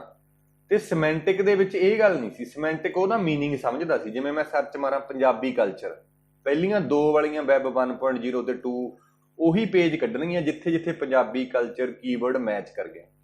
ਬਟ ਤੀਸਰਾ ਜਿਹੜਾ ਮੀਨਿੰਗ ਸਮਝੂ ਵੀ ਪੰਜਾਬੀ ਕਲਚਰ ਦਾ ਮਤਲਬ ਤਾਂ ਯਾਰ ਪੰਜਾਬੀ ਸੱਭਿਆਚਾਰ ਵੀ ਹੁੰਦਾ, ਕਿਸੇ ਖਿੱਤੇ ਦੇ ਲੋਕਾਂ ਦਾ ਰਹਿਣ ਸਹਿਣ ਵੀ ਹੁੰਦਾ, ਤਾਂ ਉਹ ਮੀਨਿੰਗ ਸਮਝ ਕੇ ਸਾਰੇ ਤਰ੍ਹਾਂ ਦੀ ਸਰਚ ਕਰੂਗਾ, ਤਾਂ ਫਿਰ ਇਹ ਸਿਮੈਂਟਿਕ ਹੈ। ਸਿਮੈਂਟਿਕ ਨਾਲ ਜ਼ਿਆਦਾ ਫਾਇਦਾ ਹੈ, ਅਸੀਂ ਡੇਟਾ ਨੂੰ ਵਧੀਆ ਤਰੀਕੇ ਨਾਲ ਸਾਡੀ ਸਰਚ ਦੇ ਵਿੱਚ ਆਉਂਦਾ ਡੇਟਾ। ਹੋ ਸਕਦਾ ਮੈਂ ਕੋਈ ਵੀਡੀਓ ਪਾ ਦਿਆਂ, ਮੈਂ ਇੰਗਲਿਸ਼ ਦੇ ਵਿੱਚ ਕੋਈ ਵੀ ਟਾਈਟਲ ਦੇ ਦਾਂ, ਤੁਹਾਡੇ ਤੱਕ ਤਾਂ ਪਹੁੰਚਣੀ ਨਹੀਂ ਜਿਹੜੇ ਬੰਦੇ ਸਰਚ ਕਰਕੇ ਆ ਰਹੇ ਆ। ਤਾਂ ਮੀਨਿੰਗ ਬੇਸਡ ਸਰਚ ਹੈ ਵੈਬ 3.0। ਤਾਂ ਗੱਲ ਯਾਦ ਰੱਖਣੀ ਹੈ। 2.0 ਫਿਰ ਡੇਲ ਡੌਫਟੀ ਦੁਆਰਾ ਦਿੱਤੀ ਗਈ। ਠੀਕ ਹੈ, ਅਗਲਾ ਕੁਐਸਚਨ ਹੈ which is an instant messaging that is used for chatting। ਕਿਹੜੀਆਂ instant messaging ਹੈ ਚੈਟਿੰਗ ਦੇ ਲਈ ਯੂਜ਼ ਕਰਦੇ ਆ। ਅਲਟਾ ਵਿਸਟਾ ਹੁੰਦਾ ਵੈਬ ਸਰਚ ਇੰਜਨ ਹੈ, ਇਹ 1995 ਚ ਆਇਆ, ਇਹ ਵੀ ਨਹੀਂ ਹੈ। ਮੈਕ ਮੀਡੀਆ ਐਕਸੈਸ ਕੰਟਰੋਲ, ਮੈਕ ਐਡਰੈਸ ਨਹੀਂ ਆਪਾਂ ਪੜ੍ਹਿਆ, ਬਹੁਤ ਵਾਰੀ ਪੜ੍ਹਿਆ ਮੈਕ ਐਡਰੈਸ, ਜਿਹੜਾ ਕਿ 48 ਬਿਟ ਦਾ ਜਾਂ 6 ਬਾਈਟ ਦਾ ਹੁੰਦਾ ਹੈ। ਹਾਰਡਵੇਅਰ ਐਡਰੈਸ ਵੀ ਬੋਲਦੇ ਆਪਾਂ ਇਹਨੂੰ। ਮਾਈਕਰੋਸਾਫਟ ਆਫਿਸ ਆਪਾਂ ਨੂੰ ਪਤਾ ਹੈਗਾ ਐਪਲੀਕੇਸ਼ਨ ਸੌਫਟਵੇਅਰ ਹੈ। ਸੋ ਗੂਗਲ ਟਾਕ ਜਿਹੜੀ ਹੈ ਇਹ ਕੀ ਆਪਣੇ ਕੋਲੇ instant messaging, instant Messenger, sorry, ਜਿਵੇਂ ਆਪਣੇ ਕੋਲੇ WhatsApp ਹੈ ਇੰਸਟੈਂਟ ਮੈਸੇਂਜਰ ਹੈ ਨਾ, ਸੋ ਉਵੇਂ ਹੀ। ਅਗਲਾ sending and receiving text note with the online friend, ਕਿਸੇ ਆਪਦੇ ਦੋਸਤ ਨੂੰ ਸੈਂਡਿੰਗ ਤੇ ਰਿਸੀਵਿੰਗ ਕਰਨੀ ਹੈ ਨੋਟਸ ਦੇ regarding. This statement describes which feature of instant messaging programs. ਕਿਹੜਾ ਫੀਚਰ ਹੈ? ਟਾਕ ਤਾਂ ਚੱਲ ਹੀ ਨਹੀਂ ਰਹੀ, ਮੈਸੇਜ ਸੈਂਡ ਕਰ ਰਿਹਾ, ਸੈਂਡ ਦੇ ਰਿਸੀਵ, ਫਿਰ ਇੰਸਟੈਂਟ ਮੈਸੇਜ ਤੇ ਚੈਟ, ਫਿਰ ਓਨਲੀ 2 ਆਨਸਰ ਹੈ। ਠੀਕ ਹੈ, ਬੜਾ ਸੌਖਾ ਕੰਮ ਹੈ, ਔਖੇ ਨਹੀਂ ਹੈਗੇ, ਕੁਐਸਚਨ ਬਹੁਤ ਸੌਖੇ ਨੇ। ਪਰ ਇਹ ਲੱਗਦਾ ਵੀ ਮੈਨੂੰ ਮਿਲਿਆ ਤਾਂ ਹੈ ਨਹੀਂ, ਹੋ ਸਕਦਾ ਕਿਸੇ ਨੇ ਕਰਾਏ ਹੋਣੇ, ਕਰਾਏ ਨਹੀਂ ਹੈਗੇ ਕੁਐਸਚਨ ਕਿਸੇ ਨੇ, ਹਨਾ। ਤਾਂ ਕਰਕੇ ਆਪਾਂ ਸੋਚਿਆ ਵੀ ਚੱਲ ਕੋਈ ਗੱਲ ਨਹੀਂ ਯਾਰ, ਟਾਈਮ ਥੋੜਾ, ਵੈਸੇ ਮੈਨੂੰ ਵੀ ਬਹੁਤ ਜ਼ਿਆਦਾ ਮਿਹਨਤ ਲੱਗਦੀ ਹੈ ਨਾ ਚੀਜ਼ਾਂ ਤੇ, ਉਹਨਾਂ ਨੂੰ ਅਰੇਂਜ ਕਰਨਾ, ਪ੍ਰੋਪਰ ਇੱਕ ਪੈਟਰਨ ਦੇ ਵਿੱਚ ਲੈ ਕੇ ਆਉਣਾ, ਹਨਾ। ਪਰ ਕੋਈ ਗੱਲ ਨਹੀਂ, ਆਪਾਂ ਤੁਹਾਡੇ ਲਈ ਬੈਠੇ, ਆਪਾਂ ਕੰਮ ਕਰਾਵਾਂਗੇ ਤੁਹਾਨੂੰ। ਠੀਕ ਹੈ, which of the following are photo sharing sites, photo ਜਿਹਦੇ ਤੇ ਆਪਾਂ ਸ਼ੇਅਰ ਕਰ ਸਕਦੇ ਹਾਂ, ਜਿਵੇਂ ਗੂਗਲ ਫੋਟੋ ਹੈ। ਗੂਗਲ ਫੋਟੋ ਜੇ ਤੁਸੀਂ ਫੋਨ 'ਚ ਨਹੀਂ ਔਨ ਕਰਿਆ, ਗੂਗਲ ਫੋਟੋ ਦੇ ਵਿੱਚ ਆਪਣੀ ਮੇਲ ਆਈਡੀ ਭਰ ਲਓ, ਉੱਥੇ ਫੋਟੋਆਂ ਕਲਾਊਡ ਤੇ ਸੇਵ ਹੋਈ ਜਾਂਦੀਆਂ ਨੇ। 15 GB ਦੀ ਸਪੇਸ ਦਿੰਦਾ ਆਪਾਂ ਨੂੰ ਗੂਗਲ, ਜੀਮੇਲ ਵਾਲੀ ਸਪੇਸ ਵਰਤਦਾ ਉਹ। ਤੇ ਹਰੇਕ ਦਿਨ ਤੁਸੀਂ ਕਿਤੇ ਵੀ ਜਾਂਦੇ ਹੋ, ਫੋਟੋ ਖਿੱਚ ਕੇ ਗੂਗਲ ਫੋਟੋ ਜ਼ਰੂਰ ਸੇਵ ਕਰੋ। ਕਿਤੇ ਬਾਹਰ ਘੁੰਮਣ ਜਾਂਦੇ ਹੋ, ਉਹ ਮੈਮਰੀ, ਯਾਦਾਂ ਅਗਲੇ ਸਾਲ ਬਾਅਦ ਜਦੋਂ ਉਹ ਦਿਨ ਆਉਂਦਾ, ਗੂਗਲ ਫੋਟੋ ਤੁਹਾਡੇ ਕੋਲੇ ਕੱਢ ਕੇ ਦਿਖਾਉਂਦਾ ਵੀ ਪਿਛਲੇ ਸਾਲ ਤੁਸੀਂ ਇੱਥੇ ਸੀਗੇ। ਸੋ ਬੜਾ ਨਜ਼ਾਰਾ ਆਉਂਦਾ ਵੀ ਹਾਂ ਯਾਰ ਅਸੀਂ ਇੱਥੇ ਸੀਗੇ, ਇਮੈਜਿਨ ਕਰਕੇ। ਸੋ ਗੂਗਲ ਫੋਟੋ ਹੀ ਹੈ, ਉਵੇਂ ਦੇ ਆਈ ਕਲਾਊਡ ਵੀ ਹੈ, ਡਰੌਪ ਬਾਕਸ ਵੀ ਹੈ। ਇਹ ਤਿੰਨੋਂ ਹੀ ਨੇ ਆਨਸਰ ਇਹ ਹੈ ਜਿੱਥੇ ਫੋਟੋ ਅਸੀਂ ਸ਼ੇਅਰ ਕਰ ਸਕਦੇ ਹਾਂ। ਗੂਗਲ ਫੋਟੋ ਦੁਆਰਾ ਤੁਸੀਂ ਆਪਦੇ ਕਿਸੇ ਫਰੈਂਡ ਨੂੰ ਵੀ ਸ਼ੇਅਰ ਕਰ ਸਕਦੇ ਹੋ। ਮੰਨ ਲਓ ਤੁਸੀਂ 3 ਜਾਣੇ ਪਾਰਟੀ ਦੇ ਵਿੱਚ ਘੁੰਮਣ ਗਏ, ਕਿਤੇ ਪਾਰਟੀ ਕਰਨ ਦੇ ਰਿਗਾਰਡਿੰਗ, ਤੁਹਾਡੇ ਫੋਨ 'ਚ ਫੋਟੋਆਂ ਨੇ, ਤੁਸੀਂ ਗੂਗਲ ਫੋਟੋ ਦੇ ਵਿੱਚੋਂ ਇੱਕ ਫੋਲਡਰ ਬਣਾ ਕੇ ਸ਼ੇਅਰ ਕਰ ਦਿਓ ਆਪਦੇ 3 ਦੋਸਤਾਂ ਦੇ ਨਾਲ। ਤੁਸੀਂ ਜਦੋਂ ਵੀ ਕਿਤੇ ਵੀ ਕਿੱਥੇ ਵੀ ਜਾਓਗੇ, ਤੁਹਾਨੂੰ ਫੋਟੋਆਂ ਭੇਜਣ ਦੀ ਲੋੜ ਨਹੀਂ, ਬਸ ਉੱਥੇ ਉਹ ਸ਼ੇਅਰ ਵਾਲੇ ਫੋਲਡਰ ਦੇ ਵਿੱਚ ਪਾ ਦਿਓ ਚੱਕ ਕੇ, ਉਹਦੇ ਕੋਲੇ ਆਪਣੇ ਆਪ ਆ ਜਾਣਗੀਆਂ। ਬਹੁਤ ਵੱਡਾ ਫਾਇਦਾ ਹੈ ਇਸ ਚੀਜ਼ ਦਾ। ਠੀਕ ਹੈ, ਸੋ ਹੋਰ ਵੀ ਨੇ photo sharing app, Google photo, iCloud, Amazon photo, Dropbox, WeTransfer, Smug, Flickr, ਇਹ ਇੰਪੋਰਟੈਂਟ ਹੈ, ਪੁੱਛ ਲਿਆ ਜਾਂਦਾ ਹੈ। Google Drive, OneDrive, Imgur, photo blog, ਇਹ ਦੇਖ ਸਕਦੇ ਹੋ ਸਾਰੇ, ਹੈ ਨਾ। ਸਕਰੀਨਸ਼ਾਟ ਲੈਣਾ, ਸਕਰੀਨਸ਼ਾਟ ਲੈ ਸਕਦੇ ਹੋ। ਤਾਂ ਫਿਰ ਇਹਦਾ ਇਹ ਆਨਸਰ ਹੈ। ਤੇ ਨਾਲ ਲੱਗਦੇ ਮੈਂ ਆਡੀਓ ਸ਼ੇਅਰਿੰਗ ਐਪ ਵੀ ਦੱਸ ਦਿੰਦਾ, ਜਿਵੇਂ ਕਲੱਬ ਹਾਊਸ, ਇਹਦੇ ਤੇ ਵੀ ਕੁਐਸਚਨ ਪੁੱਛੂਗਾ ਉਹ। ਕਲੱਬ ਹਾਊਸ ਆਡੀਓ ਸ਼ੇਅਰਿੰਗ ਦਾ ਹੈ, ਜਿਵੇਂ ਇੱਕ ਸਪੋਟੀਫਾਈ ਹੁੰਦਾ ਅੱਜ ਕੱਲ੍ਹ, ਟਿੰਡਲ ਹੈ, ਬੜਾ ਚੱਲ ਰਿਹਾ, ਬਾਈਵ ਹੈ ਨਾ। ਸਪੋਟੀਫਾਈ ਵੀ ਕਿੱਧਰ ਗਿਆ, ਉਹ ਸਪੋਟੀਫਾਈ ਵੀ ਕਿੱਧਰ ਗਿਆ, ਆਪ ਹੈ। ਸੋ ਇਹ ਆਡੀਓ ਦੇ ਨੇ, ਜਿਵੇਂ ਮੂਵ ਹੈ, ਗਾਣਾ, ਲਾਈਨ ਮਿਊਜ਼ਿਕ, ਪਟਾਰੀ, ਹੈ ਨਾ, Jio Saavn, YouTube music, SoundCloud ਵੀ ਬਹੁਤ ਚੱਲ ਰਿਹਾ। ਠੀਕ ਹੈ, ਇਹ ਵੀ ਸਕਰੀਨਸ਼ਾਟ ਤੁਸੀਂ ਲੈ ਸਕਦੇ ਹੋ, ਕਈ ਵਾਰੀ ਕੁਐਸਚਨ ਪੁੱਛਿਆ ਜਾਂਦਾ। ਅਗਲਾ ਕੁਐਸਚਨ ਹੈਗਾ, Blogger is a service provided by. Blogger service ਕੌਣ ਪ੍ਰੋਵਾਈਡ ਕਰਦਾ ਹੈ? ਪਹਿਲਾਂ ਬਲੌਗ ਕੀ ਹੁੰਦਾ? Blog is a personal or corporate website in the form of journal. ਤੇ 2000 ਇਹ ਬਣਾਇਆ ਸੀ ਪ੍ਰਿਆ ਲੈਬ ਨੇ, 2003 ਦੇ ਵਿੱਚ ਗੂਗਲ ਨੇ ਐਕਵਾਇਰਡ ਕਰ ਲਿਆ ਸੀ। ਦੇਖੋ ਗੂਗਲ ਨੇ ਬਹੁਤ ਚੀਜ਼ਾਂ ਖਰੀਦੀਆਂ ਨੇ, ਐਂਡਰੋਇਡ ਵੀ ਕਿਸੇ ਹੋਰ ਬੰਦੇ ਨੇ ਬਣਾਇਆ ਸੀ, ਇਹਨਾਂ ਨੇ ਆਪਦੇ ਕਬਜ਼ੇ 'ਚ ਕਰ ਲਿਆ। ਬੰਦੇ ਘੈਂਟ ਨੇ, ਹੈ ਨਾ ਇਹ। ਤੇ ਬਲੌਗ ਦੇ ਵਿੱਚ ਜਿਹੜਾ ਡੇਟਾ ਹੁੰਦਾ ਹੈ ਰਿਵਰਸ ਕ੍ਰੋਨੋਲੋਜੀਕਲ ਆਰਡਰ ਦੇ ਵਿੱਚ ਹੁੰਦਾ, ਜਾਣੀ ਕਿ ਨਵੀਂ ਪੋਸਟ ਹੈ ਜਿਹੜੀ ਉੱਪਰ ਆਉਂਦੀ ਹੈ। ਫੇਸਬੁੱਕ ਤੇ ਇੰਸਟਾਗ੍ਰਾਮ ਸਾਡੇ ਬਲੌਗ ਨੇ, ਉਹਦੇ ਵਿੱਚ ਜਿਹੜੀ ਨਵੀਂ ਪੋਸਟ ਪਾਵਾਂਗੇ ਉਹ ਉੱਪਰ ਆਉਂਦੀ ਆ ਆਪਣੇ ਕੋਲ, ਠੀਕ ਹੈ। ਹੁਣ ਬਲੌਗ ਤੇ ਵੈਬਸਾਈਟ ਦੇ ਵਿੱਚ ਕੀ ਫਰਕ ਹੈ, ਇਹ ਵੀ ਕੁਐਸਚਨ ਬਣ ਸਕਦਾ ਹੈ। blog is a type of website. The real difference is that blog and other types of website is that blog are updated। ਹਾਂ, ਬਲੌਗ ਹੈ ਜਿਹੜਾ ਉਹ ਰੈਗੂਲਰ ਬੇਸਿਸ ਤੇ ਅਪਡੇਟ ਹੁੰਦਾ, ਡੇਲੀ 2-4 ਦਿਨਾਂ ਬਾਅਦ, ਹਫ਼ਤੇ ਬਾਅਦ ਨਿਊ ਕੰਟੈਂਟ ਪੈਂਦਾ ਉਹਦੇ ਤੇ। ਵੈਬਸਾਈਟ ਹੈ ਜਿਹੜੀ, ਵੈਬਸਾਈਟ ਦੇ ਵਿੱਚ ਰੇਅਰਲੀ ਅਪਡੇਟ ਹੁੰਦਾ, ਜਿਵੇਂ ਪੰਜਾਬੀ ਯੂਨੀਵਰਸਿਟੀ ਦੀ ਵੈਬਸਾਈਟ ਉਹ ਇਹੋ ਜਿਹੀ ਹੈ, ਐ ਤਾਂ ਨਹੀਂ ਉੱਥੇ ਤੁਹਾਨੂੰ ਇਨਫੋਰਮੇਸ਼ਨ ਲੱਭਣੀ ਨਹੀਂ। ਡਾਊਨਲੋਡ ਸੈਕਸ਼ਨ ਹੈ, ਡੇਟ ਸ਼ੀਟ ਸੈਕਸ਼ਨ ਆ, ਉਹ ਉਵੇਂ ਦੀ ਹੋਣਗੇ, ਵਿੱਚ ਮਾੜਾ ਮੋਟਾ ਚੇਂਜ ਹੋਊ। ਬਟ ਬਲੌਗ ਦੇ ਵਿੱਚ ਸਾਰੇ ਦੇ ਸਾਰੇ ਅਸੀਂ ਨਵੇਂ ਪਾਈ ਜਾਂਦੇ, ਜਿਵੇਂ ਵੀਡੀਓ ਬਲੌਗ ਬਣਾ ਰਿਹਾ ਕੋਈ ਬੰਦਾ YouTube ਤੇ, ਨਵੀਆਂ ਵੀਡੀਓ ਪਾਈ ਜਾਂਦਾ, 2 ਸਾਲ ਵਾਲੀਆਂ ਪਤਾ ਹੀ ਨਹੀਂ ਕਿੱਥੇ ਗਈਆਂ ਪਿੱਛੇ, ਹੈ ਨਾ। So websites are not frequently update, so we can say that, ਚਲੋ ਐਵਰੀ, ਹਾਂ ਆਪਾਂ ਇਹ ਕਹਿ ਸਕਦੇ ਹਾਂ blog can be a website but website can not be a blog. Blog ਤੇ ਤੁਸੀਂ ਕੁਝ ਨਾ ਪੋਸਟ ਕਰੋ, ਉਹ ਵੈਬਸਾਈਟ ਹੋ ਸਕਦਾ ਹੈ, ਬਟ ਵੈਬਸਾਈਟ ਬਲੌਗ ਨਹੀਂ ਹੋ ਸਕਦੀ। ਵੈਬਸਾਈਟ ਤੇ ਤੁਸੀਂ ਨਵੀਆਂ ਪੋਸਟਾਂ ਪਾਈ ਜਾਓਗੇ, ਉਹ ਉਵੇਂ ਦਾ ਸਟਰਕਚਰ ਹੀ ਨਹੀਂ ਹੈ, ਤੁਹਾਨੂੰ ਬਲੌਗ ਹੀ ਬਣਾਉਣਾ ਪਊਗਾ, ਠੀਕ ਹੈ ਜੀ। ਸੋ ਫਿਰ ਇਹਦਾ ਡੀ ਆਂਸਰ ਆ ਗੂਗਲ ਨੇ। ਅਗਲਾ ਕੁਐਸਚਨ ਹੈ, which of the following pairs of social media outlet launch year ਨਹੀਂ year launch year in is are correct. ਕਹਿੰਦਾ ਫੇਸਬੁੱਕ 2006 ਚ ਬਣੀ ਹੈ, ਮੇਰੇ ਮੂੰਹ ਚੋਂ 4 ਨਿਕਲ ਗਿਆ ਸੀ, ਇਹ ਗਲਤ ਹੈ। ਅਸਲ ਦੇ ਵਿੱਚ ਫੇਸਬੁੱਕ 2004 ਚ ਹੀ ਬਣੀ ਹੈ, ਠੀਕ ਹੈ। ਰੈਡਿਟ 2005 ਦੇ ਵਿੱਚ, ਤਾਂ ਆਪਾਂ ਦੇਖ ਲਈਏ ਫਿਰ, ਕੱਲਾ ਦੂਜਾ ਠੀਕ ਹੈ, ਰੈਡਿਟ ਠੀਕ ਆ ਤੇ ਪਹਿਲਾ ਗਲਤ ਹੈ। ਇਹਦੇ ਨਾਲ ਲੱਗਦੀਆਂ ਹੀ ਚੀਜ਼ਾਂ ਮੈਂ ਤੁਹਾਨੂੰ ਥਿਊਰੀ 'ਚ ਦਿੱਤੀਆਂ ਹੋਈਆਂ ਨੇ, ਪੜ੍ਹ ਲਿਓ। ਉਹਦੇ 'ਚ ਕੁਐਸਚਨ ਪੁੱਛਿਆ ਨਾ, ਮਾਈਕਰੋਸਾਫਟ ਦਾ ਫਾਊਂਡਰ ਕੌਣ ਸੀਗਾ? Bill gate. ਐਪਲ ਦਾ ਸਟੀਵ ਜੌਬ। ਇਨਫੋਸਿਸ ਦਾ ਇਹ ਪੁੱਛਿਆ ਗਿਆ ਕੁਐਸਚਨ, R.A. ਨਰਾਇਣ ਮੂਰਥੀ। ਵੋਡਾਫੋਨ ਦਾ ਅਰਨੈਸਟ ਹੈਰੀਸਨ ਗੈਰੀ ਵੈਂਟ। ਇਹ ਯੂਕੇ ਦੀ ਹੈ, ਇੰਡੀਆ ਦੀ ਹੈ ਇਨਫੋਸਿਸ। ਤੇ ਈਅਰ ਜੇ ਯਾਦ ਰੱਖ ਲਿਓ ਰਹਿ ਲਿਓ, ਰੱਖ ਲਿਓ ਨਹੀਂ, ਫਾਊਂਡਰ ਜ਼ਰੂਰ ਯਾਦ ਰੱਖਿਓ। ਐਮਾਜ਼ੋਨ ਦਾ ਜੈਫ ਬੈਜੋਸ। ਏਅਰਟੈਲ ਦਾ ਸੁਨੀਲ ਭਾਰਤੀ। ਮਤਲਬ ਇਹ ਵੀ ਕੁਐਸਚਨ ਆਇਆ ਹੋਇਆ। ਆਈਡੀਆ ਦਾ ਕੁਮਾਰ ਮੰਗਲਮ ਬਿਰਲਾ। ਦੇਖੋ 2000, ਇਹ ਗੱਲ ਯਾਦ ਰੱਖਣੀ ਹੈ, 2018 ਦੇ ਵਿੱਚ ਵੋਡਾਫੋਨ ਤੇ ਆਈਡੀਆ ਕਹਿੰਦੇ ਇਕੱਠੇ ਹੋ ਗਏ ਸੀ, ਠੀਕ ਹੈ। ਵੋਡਾਫੋਨ ਤੇ ਆਈਡੀਆ ਇਕੱਠੇ ਹੋ ਗਏ ਸੀ, VI ਬਣ ਗਿਆ ਸੀ। ਕੁਝ ਹੋਰ ਨੇ, ਗੂਗਲ ਦੇ ਜਿਵੇਂ ਓਨਰ ਨੇ Larry Page and Sergey Brin. BSNL government ਦੀ, ਇੰਡੀਅਨ ਗਵਰਨਮੈਂਟ ਦੀ ਹੈ। ਫੇਸਬੁੱਕ ਮਾਰਕ ਜ਼ੁਕਰਬਰਗ, ਇਹ ਵੀ ਪੁੱਛਿਆ ਜਾਂਦਾ ਹੈ। YouTube ਓਨਡ ਬਾਏ ਗੂਗਲ, ਇਹ ਕੁਐਸਚਨ ਪੁੱਛਿਆ ਜਾਂਦਾ ਹੁੰਦਾ। YouTube ਕਦੋਂ ਓਨ ਕੀਤਾ? 2006 ਦੇ ਵਿੱਚ, ਤੇ ਬਣਾਇਆ ਇਹ 3 ਬੰਦਿਆਂ ਨੇ ਸੀ। ਇਹ ਵੀ ਪੁੱਛੇ ਹੋਏ ਨੇ, ਇੰਪੋਰਟੈਂਟ ਨੇ, ਛੱਡ ਨਹੀਂ ਸਕਦੇ ਤੁਸੀਂ। 2005 ਚ ਟਵਿੱਟਰ ਹੈ, 2006 ਚ, ਇਹ ਵੀ ਇੰਪੋਰਟੈਂਟ ਹੈ ਬਈ, ਸਾਰੇ ਇੰਪੋਰਟੈਂਟ ਨੇ। ਫਲਿੱਪਕਾਰਟ ਹੈ, ਫਲਿੱਪਕਾਰਟ ਦੀਆਂ ਹੀ ਨੇ ਮੈਂਤਰਾ ਤੇ ਫੋਨਪੇ, ਚਲੋ ਇੰਨੀਆਂ ਇੰਪੋਰਟੈਂਟ ਨਹੀਂ ਹੈ। WhatsApp 2009 ਚ ਬਣਿਆ, ਇਹ ਬੰਦਿਆਂ ਦੁਆਰਾ, ਤੇ ਇਹ ਫੇਸਬੁੱਕ ਨੇ ਐਕਵਾਇਰਡ ਕਰ ਲਿਆ ਸੀ 2014 ਚ। ਸਿਮਿਲਰਲੀ ਇੰਸਟਾਗ੍ਰਾਮ 2010 ਚ ਬਣਿਆ, 2012 ਦੇ ਵਿੱਚ ਫੇਸਬੁੱਕ ਨੇ ਲੈ ਲਿਆ ਸੀ। ਦੇਖੋ ਇਹ ਬਹੁਤ ਇੰਪੋਰਟੈਂਟ ਹੈ ਬਈ, ਇਹਦੇ ਤੇ ਕੁਐਸਚਨ ਪੁੱਛਿਆ। ਫੇਸਬੁੱਕ ਨੇ WhatsApp ਕਦੋਂ ਐਕਵਾਇਰ ਕੀਤਾ? 14 ਚ। ਇੰਸਟਾਗ੍ਰਾਮ ਕਦੋਂ ਐਕਵਾਇਰ ਕੀਤਾ ਹੈ? 12 ਦੇ ਵਿੱਚ, ਠੀਕ ਹੈ। ਅਗਲਾ ਕੁਐਸਚਨ ਹੈ, which of the following is are advantage of social media networking. Social media networking ਦੇ ਐਡਵਾਂਟੇਜ ਕਿਹੜੇ ਨੇ? All the information required is 1 click away. ਇਹ ਤਾਂ ਹੈਗਾ ਹੀ ਹੈ, ਨੈਟ ਤੇ ਜਾਂਦੇ, ਇੱਕ ਕਲਿੱਕ ਕਰਦੇ ਆ, ਇਨਫੋਰਮੇਸ਼ਨ ਮਿਲ ਜਾਂਦੀ ਹੈ। ਪ੍ਰੋਵਾਈਡ ਐਮਪਲੋਇਮੈਂਟ ਓਪਰਚੁਨਿਟੀ ਥਰੂ ਦੀ ਸੋਸ਼ਲ ਮੀਡੀਆ, ਤਾਂ ਆਪਾਂ ਕਰ ਸਕਦੇ ਹਾਂ ਕਿ ਆਨਲਾਈਨ ਸਾਨੂੰ ਜੌਬ ਦੇਖਣਾ ਸੌਖਾ ਹੋ ਜਾਂਦਾ ਹੈ।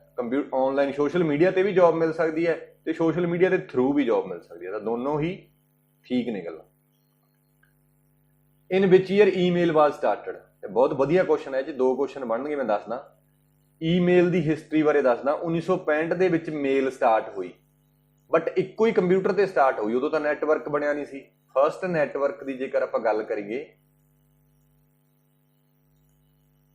ਫਸਟ ਨੈਟਵਰਕ ਦਾ ਨਾਮ ਸੀ ARPANET, ਜਿਹੜਾ ਕਿ 1969 ਦੇ ਵਿੱਚ ਬਣਿਆ। 1969 ਦੇ ਵਿੱਚ ਕਿਹਨੇ ਬਣਾਇਆ ਸੀ? DOD, US military, department of defence, US military ਦਾ ਡਿਪਾਰਟਮੈਂਟ ਹੀ ਹੁੰਦਾ ਨਾ, DOD। ARPA ਸੀਗਾ, ਇਹਦੀ ਐਬਰੀਵੇਸ਼ਨ ਪੁੱਛ ਸਕਦਾ, advanced research project agency network. Advanced research project agency network. ਤੇ ਅੱਜ ਕੱਲ ਇਹਨੂੰ ਡਰਪਾ ਕਿਹਾ ਜਾਂਦਾ ਹੈ। ਕਿਉਂ ਡਰਪਾ ਕਹਿੰਦੇ? ਕਿਉਂਕਿ ਡਰਨ ਲੱਗ ਗਿਆ। ਡਰ ਨਹੀਂ ਲੱਗਿਆ, ਇਹਨੂੰ ਡਿਫੈਂਸ ਮੂਹਰੇ ਲਾਤਾ। ਉਹ ਕਹਿੰਦੇ ਮਿਲਟਰੀ ਵਾਲੇ ਕਹਿੰਦੇ ਬਣਾਇਆ ਤਾਂ ਸੀ। ਦੇਖੋ 2-3 ਕੁਐਸਚਨ ਇਹਦੇ ਚ ਪੁੱਛੇ ਗਏ ਨੇ, ਕਹਿੰਦਾ ARPANET ਕਾਹਦੇ ਲਈ ਬਣਾਇਆ ਸੀ, ਇਨੀਸ਼ੀਅਲ ਕਾਹਦੇ ਲਈ ਉਹਦੇ ਹੱਥ ਪੈਰ ਮਾਰੇ ਸੀ ਉਹਨਾਂ ਨੇ, ਮਿਲਟਰੀ ਪਰਪਸ ਦੇ ਲਈ। ਕਿਹਨੇ ਬਣਾਇਆ, ਮਿਲਟਰੀ ਵਾਲਿਆਂ ਨੇ। ਕਿਹਦੇ ਬਣਾਇਆ, ਕਿਹੜੇ ਦੇਸ਼ ਦਾ, US ਦਾ। ਕਿਹੜੇ ਸਾਲ ਬਣਾਇਆ, 1969 ਚ। ਦੁਨੀਆ ਦਾ ਪਹਿਲਾ ਨੈਟਵਰਕ ਕਿਹੜਾ, ARPANET। ਇਹ 4-5 ਕੁਐਸਚਨ ਬਣ ਗਏ। ਹੁਣ 1965 ਦੇ ਵਿੱਚ ਕੋਈ ਵੀ ਨੈਟਵਰਕ ਨਹੀਂ ਸੀ ਸਾਡੇ ਕੋਲ। ਸਾਨੂੰ ਲੱਗਦਾ ਨਾ ਇੰਟਰਨੈਟ, ਇਹ ਚੀਜ਼ਾਂ ਇਹ ਸਾਰੀਆਂ 1990 ਤੋਂ ਬਾਅਦ ਚੱਲੀਆਂ ਨੇ। ਇੰਟਰਨੈਟ ਤਾਂ ਚੱਲਿਆ ਹੀ 90-95 ਤੋਂ ਬਾਅਦ ਆ, ਉਸ ਤੋਂ ਪਹਿਲਾਂ ਨਹੀਂ ਹੁੰਦੀਆਂ ਸੀ ਚੀਜ਼ਾਂ ਇਹ। ਅੱਜ ਕੱਲ੍ਹ ਦੀਆਂ ਨਵੀਆਂ ਨੂੰ ਚੀਜ਼ਾਂ ਨੂੰ ਦੇਖ ਕੇ ਐਂ ਲੱਗਦਾ ਵੀ ਬਹੁਤ ਸਮੇਂ ਤੋਂ ਹੋਣਗੀਆਂ, ਪਰ ਇਹ ਹੁਣ ਪਾਪੂਲਰ ਹੋਈਆਂ ਨੇ। ਤਾਂ 65 ਦੇ ਵਿੱਚ ਕੋਈ ਨੈਟਵਰਕ ਨਹੀਂ ਸੀ, ਇੱਕੋ ਹੀ ਕੰਪਿਊਟਰ ਤੇ ਇੱਕ ਦੂਜੇ ਨੂੰ ਮੇਲ ਕਰਕੇ ਆ ਜਾਂਦੇ ਸੀ। ਫਿਰ 71 ਦੇ ਵਿੱਚ ਨੈਟਵਰਕ ਤੇ ARPANET ਤੇ ਹੀ ਮੇਲ ਸੈਂਡ ਕੀਤੀ ਗਈ, ਤੇ ਜਿਹੜੇ ਬੰਦੇ ਨੇ ਮੇਲ ਸੈਂਡ ਕੀਤੀ ਸੀ ਉਹਦਾ ਨਾਮ ਸੀ ਰੇ ਟੌਮਲਿਨਸਨ। ਫਾਦਰ ਆਫ ਈਮੇਲ ਪੁੱਛਿਆ ਜਾਵੇ, ਰੇ ਟੌਮਲਿਨਸਨ। ਤੇ 2 ਕੁਐਸਚਨ ਇਹਦੇ ਚੋਂ ਬਣਦੇ ਨੇ। ਜੇਕਰ ਤੁਹਾਨੂੰ ਪੁੱਛ ਲੇ ਵੀ ਪਹਿਲੀ ਈਮੇਲ ਕਦੋਂ ਸਟਾਰਟ ਹੋਈ ਹੈ ਤਾਂ 1965 ਦੇ ਵਿੱਚ। ਜੇ ਕਹਦੇ ਫਰਸਟ ਨੈਟਵਰਕ ਈਮੇਲ ਕਦੋਂ ਸਟਾਰਟ ਹੋਈ ਤਾਂ 1971 ਦੇ ਵਿੱਚ। ਕਿਉਂ? ਕਿਉਂਕਿ ਨੈਟਵਰਕ ਤਾਂ 1969 ਦੇ ਵਿੱਚ ਬਣਿਆ ਸੀ, ਉਸ ਤੋਂ ਬਾਅਦ ਫਿਰ ਨੈਟਵਰਕ ਆਈ। ਬਹੁਤ ਇੰਪੋਰਟੈਂਟ ਕੁਐਸਚਨ ਹੈ ਇਹ। ਤਾਂ ਫਿਰ ਇੱਥੇ ਇਹਨੇ ਸਟਾਰਟਡ ਪੁੱਛਿਆ, ਤਾਂ ਕਰਕੇ ਆਪਾਂ 65 ਲਾਵਾਂਗੇ। ਜੇ 71 ਹੁੰਦਾ ਵੀ ਤਾਂ ਵੀ ਆਨਸਰ ਨਹੀਂ ਹੋਣਾ ਸੀ, ਕਿਉਂਕਿ ਸਟਾਰਟਡ ਪੁੱਛ ਰਹੇ। ਕਲੀਅਰ ਹੋਈ ਗੱਲ? ਅਗਲਾ ਕੁਐਸਚਨ ਹੈ, which computer language is best for machine learning? Java, C ਤੇ ਪਾਈਥਨ ਤੇ C++। ਇਹਦਾ ਆਨਸਰ ਤਾਂ ਪਾਈਥਨ ਹੈ। ਮਸ਼ੀਨ ਲਰਨਿੰਗ ਦੱਸ ਦੇਣਾ ਥੋੜਾ ਜਿਹਾ। ਜਿਵੇਂ ਹਿਊਮਨ ਬ੍ਰੇਨ ਸੋਚਦਾ, ਕੰਮ ਕਰਦਾ, ਉਵੇਂ ਹੀ ਅਸੀਂ ਮਸ਼ੀਨ ਨੂੰ ਥੋੜਾ ਜਿਹਾ ਡੇਟਾ ਦੇ ਦਿੰਦੇ ਹਾਂ। ਮੰਨ ਲਓ ਸਾਡੇ ਕੋਲੇ 50,000, ਮੰਨ ਲਓ ਲੇਮੈਨ ਐਗਜ਼ਾਮਪਲ ਲੈ ਲੈਂਦੇ ਹਾਂ। ਕੋਈ ਪਰਸਨ ਬੋਲਦਾ ਅਸੀਂ ਦੱਸਦੇ ਹਾਂ ਇਹ ਪੰਜਾਬੀ ਬੋਲ ਰਿਹਾ। ਕੋਈ ਹੋਰ ਬੋਲਦਾ, ਉਹਨੂੰ ਦੱਸਦੇ ਹਾਂ ਇੰਗਲਿਸ਼ ਬੋਲਦਾ ਹੈ। ਕੋਈ ਹੋਰ ਲੈਂਗੁਏਜ ਦੇਖਿਆ, ਉਹਨੂੰ ਅਸੀਂ ਦੱਸਤਾ ਉਰਦੂ ਬੋਲਦਾ। ਇਸ ਤਰ੍ਹਾਂ ਕਰਕੇ ਸਾਡੇ ਕੋਲੇ 1 ਲੱਖ ਬੰਦੇ ਦਾ ਰਿਕਾਰਡ ਹੈ। 1 ਲੱਖ। ਹੁਣ ਮਸ਼ੀਨ ਨੂੰ ਲਰਨ ਕਰਾਉਣਾ ਹੈ ਕਿ ਮਸ਼ੀਨ, ਕੋਈ ਵੀ ਬੰਦਾ ਬੋਲੇ ਤੇ ਮਸ਼ੀਨ ਦੱਸ ਦੇ ਇਹ ਪੰਜਾਬੀ ਬੋਲ ਰਿਹਾ ਜਾਂ ਅੰਗਰੇਜ਼ੀ ਬੋਲ ਰਿਹਾ। ਹੁਣ ਅਸੀਂ ਹਿਊਮਨ ਆ, ਸਾਨੂੰ ਤਾਂ ਪਤਾ ਲੱਗਦਾ ਬੋਲ ਕੇ ਵੀ ਇੰਗਲਿਸ਼ ਬੋਲ ਰਿਹਾ, ਪੰਜਾਬੀ, ਉਰਦੂ, ਹਨਾ। ਬਾਕੀ ਜਿੰਨਾ ਭਾਸ਼ਾਵਾਂ ਦਾ ਸਾਨੂੰ ਗਿਆਨ, ਹੁਣ ਮੰਡੇਰੀਅਨ ਬੋਲ ਰਿਹਾ ਕੋਈ ਚਾਈਨੀਜ਼, ਸਾਨੂੰ ਥੋੜਾ ਪਤਾ ਲੱਗੇ ਮੰਡੇਰੀਅਨ ਕਿਹੜੀ ਹੈ, ਹਨਾ। ਤੇਲਗੂ ਕਿਹੜੀ ਹੈ, ਤਾਮਿਲ, ਤੇਲਗੂ, ਕੰਨੜ, ਸਾਨੂੰ ਨਹੀਂ ਪਤਾ ਲੱਗਦਾ ਨਾ। ਤਾਮਿਲ ਵਾਲੇ ਨਹੀਂ ਕਰਦੇ ਹੁੰਦੇ ਓਂਦੂ ਟੀ, ਜੇਰੂਡੂ ਟੀ। ਮੈਂ ਬੈਂਗਲੌਰ ਲਾਏ ਨੇ 6-8 ਮਹੀਨੇ, ਉੱਥੇ ਤਮਿਲ ਹੀ ਬੋਲਦੇ ਸੀ ਜ਼ਿਆਦਾਤਰ। ਉਹ ਬੋਲਦੇ ਸੀ, ਬੜਾ ਵਧੀਆ ਲੱਗਦਾ ਸੀ। ਰੰਡੂ ਟੀ ਤੇ ਓਂਟੇ, ਉਂਗਲੇ, ਹਨਾ, ਐਵੇਂ ਕਰਕੇ। ਸੋ ਹੁਣ ਆਪਣੇ ਤੇ ਕੋਈ ਬੋਲਦੇ ਵੀ ਰੰਡੂ ਟੀ, ਆਪਾਂ ਨੂੰ ਤਾਂ ਹੋਰ ਹੀ ਪਾਸੇ ਲੈ ਜਾਂਦੇ ਆ ਵੀ ਰੰਡੂ ਬੋਲੀ ਜਾਂਦਾ, ਹਨਾ। ਤਾਂ ਚੱਲ ਆਪਾਂ ਐਗਜ਼ਾਮਪਲ ਤੇ ਆਉਂਦੇ ਹਾਂ। 1 ਲੱਖ ਬੰਦਿਆਂ ਦਾ ਰਿਕਾਰਡ ਪਿਆ ਸਾਡੇ ਕੋਲੇ, ਜਿਨ੍ਹਾਂ ਦੀ ਆਵਾਜ਼ ਪਈ ਹੈ, ਤੇ ਨਾਲ ਅਸੀਂ ਉਹਦਾ ਰਿਜ਼ਲਟ ਲਾ ਰੱਖਿਆ ਵੀ ਪੰਜਾਬੀ, ਅੰਗਰੇਜ਼ੀ ਕੀ ਹੈ। ਅਸੀਂ ਕੀ ਕਰਾਂਗੇ, ਇਹਦੇ ਵਿੱਚੋਂ 50,000 ਰਿਕਾਰਡ ਕੱਢ ਲਾਂਗੇ। 50,000 ਬੰਦੇ ਕੰਪਿਊਟਰ ਨੂੰ ਦੇਵਾਂਗੇ। ਕੰਪਿਊਟਰ ਨੂੰ ਨਾਲ ਬੰਦੇ ਦੀ ਆਵਾਜ਼ ਸੁਣਾਇਆ ਕਰਾਂਗੇ, ਦੱਸ ਦਿਆਂਗੇ ਵੀ ਇਹ ਪੰਜਾਬੀ ਹੈ। ਆਵਾਜ਼ ਸੁਣਾਇਆ ਕਰਾਂਗੇ, ਦੱਸ ਦਿਆਂਗੇ ਇਹ ਅੰਗਰੇਜ਼ੀ ਹੈ। ਆਵਾਜ਼ ਸੁਣਾਇਆ ਕਰਾਂਗੇ, ਦੱਸ ਦਿਆਂਗੇ ਉਰਦੂ ਹੈ। ਕਿਉਂਕਿ ਸਾਰੇ ਬੰਦਿਆਂ ਦੀ ਆਵਾਜ਼ ਇੱਕੋ ਜਿਹੀ ਨਹੀਂ ਹੋਣੀ। ਬਹੁਤ ਸਾਰਾ ਕੰਪਿਊਟਰ ਲਰਨ ਕਰ ਲੂਗਾ ਉਸ ਚੀਜ਼ ਦੇ ਨਾਲੋਂ। ਇਹ ਐਗਜ਼ਾਮਪਲਾਂ ਦੇ ਦਿੱਤੀਆਂ, ਇਹਨੂੰ ਅਸੀਂ ਟ੍ਰੇਨਿੰਗ ਬੋਲ ਦਿੰਦੇ ਹਾਂ, ਟ੍ਰੇਨਿੰਗ। ਉਸ ਤੋਂ ਬਾਅਦ ਅਸੀਂ ਚੈੱਕ ਕਰਾਂਗੇ, ਟੈਸਟਿੰਗ ਕਰਾਂਗੇ ਵੀ ਕੀ ਕੰਪਿਊਟਰ ਸਿੱਖ ਗਿਆ। ਜਿਹੜੇ ਰਿਮੇਨਿੰਗ ਵਾਲੇ ਰਹਿੰਦੇ 50,000 ਰਿਕਾਰਡ ਹੋਣਗੇ, ਉਹ 50,000 ਰਿਕਾਰਡ ਨੂੰ 1000 ਹੈ ਨਾ, ਉਹ 50,000 ਰਿਕਾਰਡ ਨੂੰ ਚੈੱਕ ਕਰਾਂਗੇ ਟੈਸਟਿੰਗ ਕਰਕੇ। ਉਹਦੇ ਅਸੀਂ ਲੇਬਲ ਹਟਾ ਲਾਂਗੇ। ਅਸੀਂ ਇਕੱਲੇ ਬੰਦਿਆਂ ਦੀ ਆਵਾਜ਼ ਸੁਣਾਈ ਜਾਵਾਂਗੇ, ਅਸੀਂ ਨਹੀਂ ਦੱਸਦੇ ਵੀ ਅੰਗਰੇਜ਼ੀ, ਪੰਜਾਬੀ, ਉਰਦੂ ਕਿਹੜਾ। ਉਹ ਕੰਪਿਊਟਰ ਦੱਸੂਗਾ। ਤਾਂ ਕੀ ਕਰੂਗਾ, ਉਹ ਸਾਰੇ ਦੱਸ ਦੂਗਾ ਵੀ ਆਹ ਪੰਜਾਬੀ, ਅੰਗਰੇਜ਼ੀ। ਜਿਹੜੇ ਐਕਚੁਅਲ ਲੇਵਲ ਹੋਣਗੇ ਇਹ ਤਾਂ ਕੰਪਿਊਟਰ ਨੇ ਪ੍ਰੈਡਿਕਟ ਕੀਤੇ ਨੇ, ਤੇ ਇੱਕ ਹੋਣਗੇ ਐਕਚੁਅਲ। ਦੋਨਾਂ ਨੂੰ ਮਿਲਾ ਲਾਂਗੇ ਤਾਂ ਅਸੀਂ ਦੇਖ ਲਾਂਗੇ 50,000 ਚੋਂ ਕਿੰਨੇ ਨੇ ਸਹੀ ਪ੍ਰੈਡਿਕਟ ਕੀਤੇ ਨੇ। ਜੇ ਸਾਰੇ ਪ੍ਰੈਡਿਕਟ ਕਰਤੇ ਫਿਰ ਤਾਂ ਅਸੀਂ ਕਹਿ ਦਾਂਗੇ 100% ਲਰਨ ਕਰ ਗਿਆ ਕੰਪਿਊਟਰ। ਤਾਂ ਇਹ ਚੀਜ਼ਾਂ ਕਰਾਉਣ ਵਾਸਤੇ ਇੱਕ ਲੈਂਗੁਏਜ ਵਰਤੀ ਜਾਂਦੀ ਹੈ। ਮਸ਼ੀਨ ਨੂੰ ਲਰਨ ਕਰਾਉਣ ਵਾਸਤੇ ਇੱਕ ਲੈਂਗੁਏਜ ਵਰਤੀ ਜਾਂਦੀ ਆ, ਜਿਹਨੂੰ ਅਸੀਂ ਬੋਲਦੇ ਹਾਂ ਪਾਈਥਨ। ਐਂ ਚੜਾਈ ਦੀਆਂ ਕੁੱਤੀਆਂ ਕੰਨਾਂ ਦੇ, ਠੀਕ ਹੈ। ਸੋ ਪਾਈਥਨ ਇੱਕ ਲੈਂਗੁਏਜ ਆ ਜਿਹੜੀ ਮਸ਼ੀਨ ਲਰਨਿੰਗ ਦੇ ਲਈ ਵਰਤੀ ਜਾਂਦੀ ਹੈ। ਆਈ ਹੋਪ ਤੁਹਾਨੂੰ ਵਧੀਆ ਲੱਗਿਆ ਹੋਊਗਾ। ਉਸ ਤੋਂ ਬਾਅਦ ਅਗਲਾ question, high level programming language ਸੱਚ ਐਜ਼ ਫੋਰਟਰਨ, ਕਬੋਲ ਇਮਰਜ ਡਿਊਰਿੰਗ ਵਿਚ ਜਨਰੇਸ਼ਨ? ਇਹ ਕਿਹੜੀ ਜਨਰੇਸ਼ਨ ਦੇ ਵਿੱਚ ਆਈਆਂ ਨੇ? High level language ਕਬੋਲ, ਫੋਰਟਰਨ, basic, Pascal, ਇਹ ਤੀਜੀ ਜਨਰੇਸ਼ਨ ਦੇ ਵਿੱਚ ਆਈਆਂ ਨੇ, ਠੀਕ ਹੈ। ਇਹ ਮੈਂ ਜਨਰੇਸ਼ਨਾਂ ਬਹੁਤ ਵਾਰੀ ਕਰਾਈਆਂ ਨੇ, ਤੁਸੀਂ ਜੇ ਨਹੀਂ ਦੇਖਿਆ ਤਾਂ ਨੋਟ ਕਰ ਸਕਦੇ ਹੋ। ਇਹਦੇ ਚੋਂ ਆਹ ਬਹੁਤ ਇੰਪੋਰਟੈਂਟ ਚੀਜ਼ਾਂ ਨੇ। 5ਵੀਂ ਜਨਰੇਸ਼ਨ ਦੇ ਵਿੱਚ ਇਲੈਕਟ੍ਰੋਨਿਕ ਕਮਰਸ, ਵਰਚੁਅਲ ਲਾਇਬ੍ਰੇਰੀਜ਼ ਤੇ ਵਰਚੁਅਲ ਕਲਾਸਰੂਮ। ਇਹ ਕੀ ਨੇ? ਇਲੈਕਟ੍ਰੋਨਿਕ ਕਮਰਸ, ਆਨਲਾਈਨ ਚੀਜ਼ਾਂ ਖਰੀਦੋ ਫਰੋਖਤ ਕਰਨੀ, ਹੈ ਨਾ। ਵਰਚੁਅਲ ਲਾਇਬ੍ਰੇਰੀ, ਆਨਲਾਈਨ ਹੀ ਲਾਇਬ੍ਰੇਰੀ, ਕਿਤਾਬਾਂ ਮਿਲ ਜਾਂਦੀਆਂ ਨੇ ਸਾਨੂੰ। ਵਰਚੁਅਲ ਕਲਾਸਰੂਮ, ਜਿਵੇਂ ਅੱਜ ਕੱਲ੍ਹ ਗੂਗਲ ਜ਼ੂਮ ਤੇ ਗੂਗਲ ਮੀਟ ਤੇ ਆਪਾਂ ਨਹੀਂ ਕਰੋਨਾ 'ਚ ਕੰਮ ਸ਼ੁਰੂ ਹੋਇਆ। ਸੋ ਇਹ ਸਾਰੀਆਂ ਚੀਜ਼ਾਂ 5ਵੀਂ ਜਨਰੇਸ਼ਨ 'ਤੇ ਹੋਈਆਂ ਨੇ। ਸੋ ਇਹਦਾ ਫਿਰ ਆਨਸਰ ਸੀ ਹੈ, 3rd ਜਨਰੇਸ਼ਨ। ਇਹ ਉਸ ਵਾਲੇ ਦਾ ਪਿਛਲੇ ਦਾ ਕਿਤੇ ਕਹੋਗੇ ਇੱਥੇ 5 ਕਿਉਂ ਨਹੀਂ ਆਇਆ, 5th ਜਨਰੇਸ਼ਨ ਕਿਉਂ ਨਹੀਂ ਆਇਆ, ਇਹ ਮੈਂ ਉਹ ਗੱਲ ਦੱਸ ਰਿਹਾ ਸੀ। ਤੇ ਇੱਥੇ ਆਪਾਂ ਗੱਲ ਕਰ ਰਹੇ ਸੀ ਲੈਂਗੁਏਜ ਦੀ। ਕਲੀਅਰ। ਅਗਲਾ, DVD technology use a optical media to store the digital data. DVD ਦਾ ਐਕਰੋਨਿਮ। DVD ਹੁੰਦਾ ਡਿਜੀਟਲ ਵੀਡੀਓ ਡਿਸਕ ਜਾਂ ਡਿਜੀਟਲ ਵਰਸਾਟਾਈਲ। ਆਹੀ ਹੈ ਨਾ, ਡਿਜੀਟਲ ਵਰਸਾਟਾਈਲ ਵੀ ਹੁੰਦਾ ਜਾਂ ਡਿਜੀਟਲ ਵੀਡੀਓ ਹੁੰਦਾ। ਸੀ ਆਨਸਰ ਹੈ। ਅਗਲਾ ਕੁਐਸਚਨ ਆ ਗਿਆ, which of the following is are not guideline for mitigation. Mitigation ਹੁੰਦਾ ਘਟਾਉਣਾ।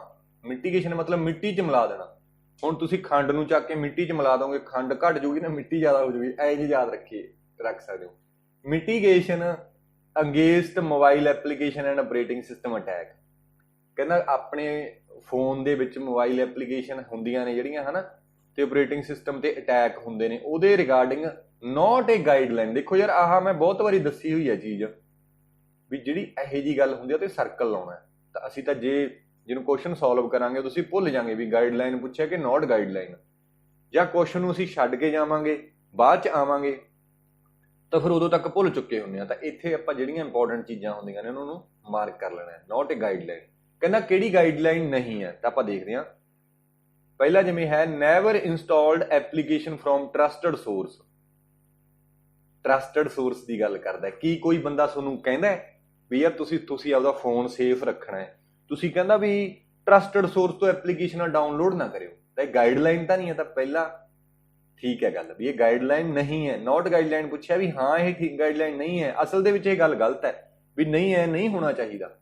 ਅਗਲਾ ਹੈ, upgrade the operating system to latest version. ਹਾਂ ਇਹ ਤਾਂ ਕਹਿਣੇ ਅਸੀਂ ਗਾਈਡਲਾਈਨ ਹੈ ਕਿ ਤੁਸੀਂ ਆਪਰੇਟਿੰਗ ਸਿਸਟਮ ਨੂੰ ਅਪਡੇਟ ਕਰੋ। ਤਾਂ ਫਿਰ ਆਨਸਰ ਫਿਰ ਓਨਲੀ 1 ਹੈ। ਤੇ ਜੇ ਪੁੱਛ ਲੈ ਗਾਈਡਲਾਈਨ, ਇਹਨੂੰ ਕੱਟ ਦਿੰਦੇ ਆ ਨੋਟ, ਫਿਰ ਆਨਸਰ ਮਿੱਤਰੋ 2 ਬਣ ਜਾਊਗਾ। ਸੀ ਆਨਸਰ ਬਣ ਜੂ। ਫਰਕ ਪੈਂਦਾ ਇਸ ਚੀਜ਼ ਦੇ ਨਾਲ ਹਨਾ, ਫਰਕ ਤਾਂ ਕਹਿੰਦੇ ਪੈਂਦਾ ਹੀ ਹੈ ਫਿਰ। ਅਗਲਾ ਹੈ XML। XML ਹੁੰਦਾ ਐਕਸਟੈਂਸ਼ੇਬਲ ਮਾਰਕਅਪ ਲੈਂਗੁਏਜ, ਨਾਲ ਲੱਗਦੀ HTML ਵੀ ਦੱਸ ਦਿੰਦੇ ਆਪਾਂ। ਹਾਈਪਰ ਟੈਕਸਟ ਮਾਰਕਅਪ ਲੈਂਗੁਏਜ, ਇਹ ਉਸੇ ਬੰਦੇ ਨੇ ਬਣਾਈ ਹੈ, ਟਿਮ ਬਰਨਰ ਲੀ ਨੇ। ਟਿਮ ਬਰਨਰ ਲੀ, ਠੀਕ ਹੈ। ਕਹਿੰਦਾ MS DOS ਕਿਹੜੇ ਸਾਲ ਚ ਲਾਂਚ ਹੋਇਆ? 1981 ਦੇ ਵਿੱਚ। ਵਿੰਡੋ ਹੈਗੀ ਆ 85, ਜੇ ਆਪਾਂ ਨੂੰ ਪਤਾ ਹੀ ਹੈ। ਅਸੈਂਬਲੀ ਲੈਂਗੁਏਜ ਦੇ ਵਿੱਚ ਲਿਖਿਆ ਗਿਆ, ਡਿਵੈਲਪਰ ਇਹਦਾ ਮਾਈਕਰੋਸਾਫਟ ਹੈ। ਤੇ ਇਹ ਮੈਂ ਬਾਕੀ ਦੇ ਆਪਰੇਟਿੰਗ ਸਿਸਟਮ ਦਿੱਤੇ ਹੋਏ ਨੇ, ਜਿਵੇਂ ਯੂਨਿਕਸ 1969 ਦੇ ਵਿੱਚ ਹੈ, MS DOS 81 ਚ ਹੈ, ਲਾਈਨਕਸ 91 ਚ ਹੈ, ਵਿੰਡੋ 85 ਚ ਹੈ, Ubuntu 4 ਚ ਹੈ, ਤੇ ਮੈਕ 2001 ਚ ਹੈ। ਇਹ ਵੀ ਤੁਸੀਂ ਕਰ ਸਕਦੇ ਹੋ, ਇੰਪੋਰਟੈਂਟ ਹੈ, ਪੁੱਛ ਸਕਦਾ ਹੋ, ਠੀਕ ਹੈ। ਇਹ ਮੋਬਾਈਲ ਦੇ ਆਪਰੇਟਿੰਗ ਸਿਸਟਮ ਨੇ ਤੇ ਕੁਝ ਲਾਈਨਕਸ ਦੇ ਡਿਸਟ੍ਰੀਬਿਊਸ਼ਨਸ ਨੇ, ਠੀਕ ਹੈ। ਸਕਰੀਨਸ਼ਾਟ ਲੈਣਾ ਤਾਂ ਲੈ ਸਕਦੇ ਹੋ, ਵੈਸੇ ਮੈਂ ਬਹੁਤ ਵਾਰੀ ਕਰਾਈਆਂ ਹੋਈਆਂ ਚੀਜ਼ਾਂ ਇਹ ਹੋਰ ਵੀਡੀਓ 'ਚ, ਜੇ ਤੁਸੀਂ ਦੇਖੀਆਂ ਹੋਈਆਂ ਨੇ। ਤਾਂ ਇੱਕ ਮੈਂ ਸ਼ਾਇਦ ਪਤਾ ਨਹੀਂ ਤੁਹਾਨੂੰ ਸਟਾਰਟਿੰਗ ਦੀ ਗੱਲ ਦੱਸੀ ਹੈ ਕਿ ਨਹੀਂ, ਮੇਰੇ ਯਾਦ ਨਹੀਂ, ਮੈਂ ਦੁਬਾਰੇ ਦੱਸ ਦਿੰਦਾ। ਇਹ ਜਿਹੜੇ ਕੁਐਸਚਨ ਆਪਾਂ ਕਰ ਰਹੇ ਆ, ਇਹ ਇੰਟੈਲੀਜੈਂਸ ਦੇ ਨੇ, ਕਾਂਸਟੇਬਲ ਦੇ ਕੁਐਸਚਨ ਨੇ। ਇਹ ਪੂਰੇ ਨਹੀਂ ਹੈਗੇ।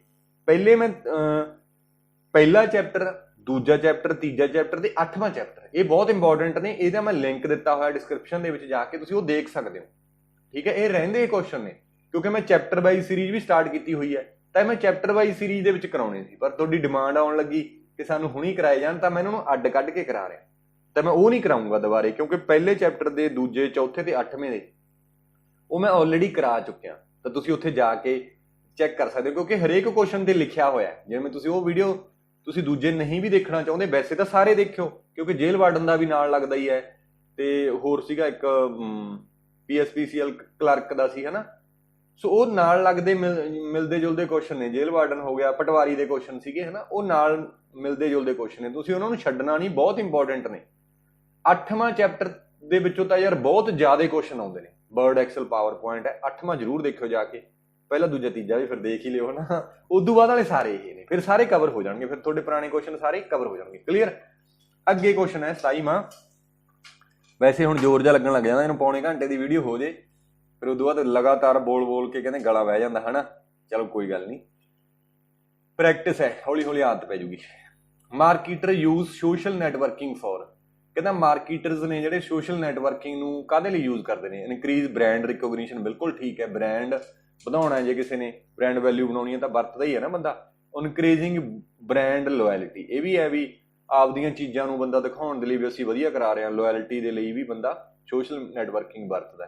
ਕੋਈ ਵੀ ਉਹਨਾਂ ਦੀ ਚੀਜ਼ ਵਧੀਆ ਉਸ ਨੂੰ, ਜਿਵੇਂ ਪੰਜਾਬ ਸਰਕਾਰ ਹੈ, ਇਹ ਕੰਮ ਕਰਕੇ ਬ੍ਰਾਂਡਿੰਗ ਕਿਉਂ ਕਰਦੇ ਆ ਸੋਸ਼ਲ ਮੀਡੀਆ ਤੇ, ਐਡ ਕਿਉਂ ਕਰਦੇ ਨੇ? ਕਿਉਂਕਿ ਲੋਕਾਂ 'ਚ ਭਰੋਸੇਯੋਗਤਾ ਬਣਾਉਣਾ ਚਾਹੁੰਦੇ ਨੇ ਵੀ ਅਸੀਂ ਕੰਮ ਕਰਿਆ, ਤਾਂ ਫਿਰ ਦੋਨੋਂ ਠੀਕ ਨੇ। VLSI ਹੁੰਦਾ ਇੰਟੀਗ੍ਰੇਸ਼ਨ ਸਰਕਟ ਦਾ, ਇੰਟੀਗ੍ਰੇਟਡ ਸਰਕਟ ਦਾ, very large scale integration, very large scale integration, ਠੀਕ ਹੈ। ਇੱਕੋ ਜਿਹੇ ਨਹੀਂ ਲੱਗ ਰਹੇ ਦੋ, ਵੈਰੀ ਲਾਰਜ ਸਕੇਲ ਇੰਟੀਗ੍ਰੇਸ਼ਨ ਤੇ ਵੈਰੀ, ਇਹ ਟਾਈਪਿੰਗ ਮਿਸਟੇਕ ਹੈ।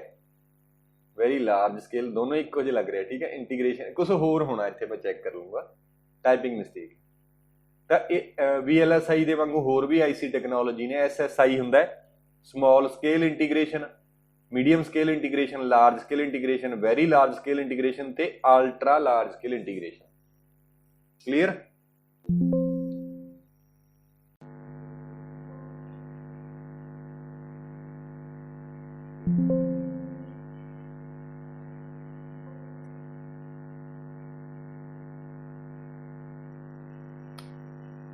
ਹਾਂਜੀ, ਥੋੜੀ ਜੀ ਪ੍ਰੋਬਲਮ ਆ ਗਈ ਸੀ। ਸੋ ਹੁਣ ਆਪਾਂ ਗੱਲ ਕਰਾਂਗੇ ਇਸ ਦੇ ਵਿੱਚ, ਇਸ ਤੋਂ ਬਾਅਦ 3D ਪ੍ਰਿੰਟਿੰਗ ਦੀ। ਇਹਦੇ ਤੋਂ ਵੀ ਕੁਐਸਚਨ ਪੁੱਛੇ ਜਾਂਦੇ ਨੇ, ਵਾਟ is the full form of STL in 3D printing technology. ਕਹਿੰਦਾ 3D ਪ੍ਰਿੰਟਿੰਗ ਟੈਕਨੋਲੋਜੀ ਦੇ ਵਿੱਚ STL ਦੀ ਕੀ ਫੁੱਲ ਫਾਰਮ ਹੈ, ਠੀਕ ਹੈ। ਸਟੀਰੀਓ ਲਿਥਿਓ, ਗਲਤ ਲਿਖਿਆ ਲੱਗ ਰਿਹਾ ਥੋੜਾ ਜਿਹਾ, ਸਟੀਰੀਓ ਲਿਥਿਓਗ੍ਰਾਫੀ ਹੈ ਇਹ, ਠੀਕ ਹੈ। ਟਾਈਪਿੰਗ ਮਿਸਟੇਕ ਹੈ, ਸਟੀਰੀਓ ਲਿਥਿਓਗ੍ਰਾਫੀ ਹੈ, ਜੀ ਹੈ ਇਹ, GRAPH, ਹਾਂ ਸਟੀਰੀਓ ਲਿਥਿਓਗ੍ਰਾਫਿਕ। ਆਨਸਰ ਤਾਂ ਇਹਦਾ A ਹੈ, 3D ਦੇ ਵਿੱਚ STL ਦਾ ਸਟੀਰੀਓ ਲਿਥਿਓਗ੍ਰਾਫਿਕ।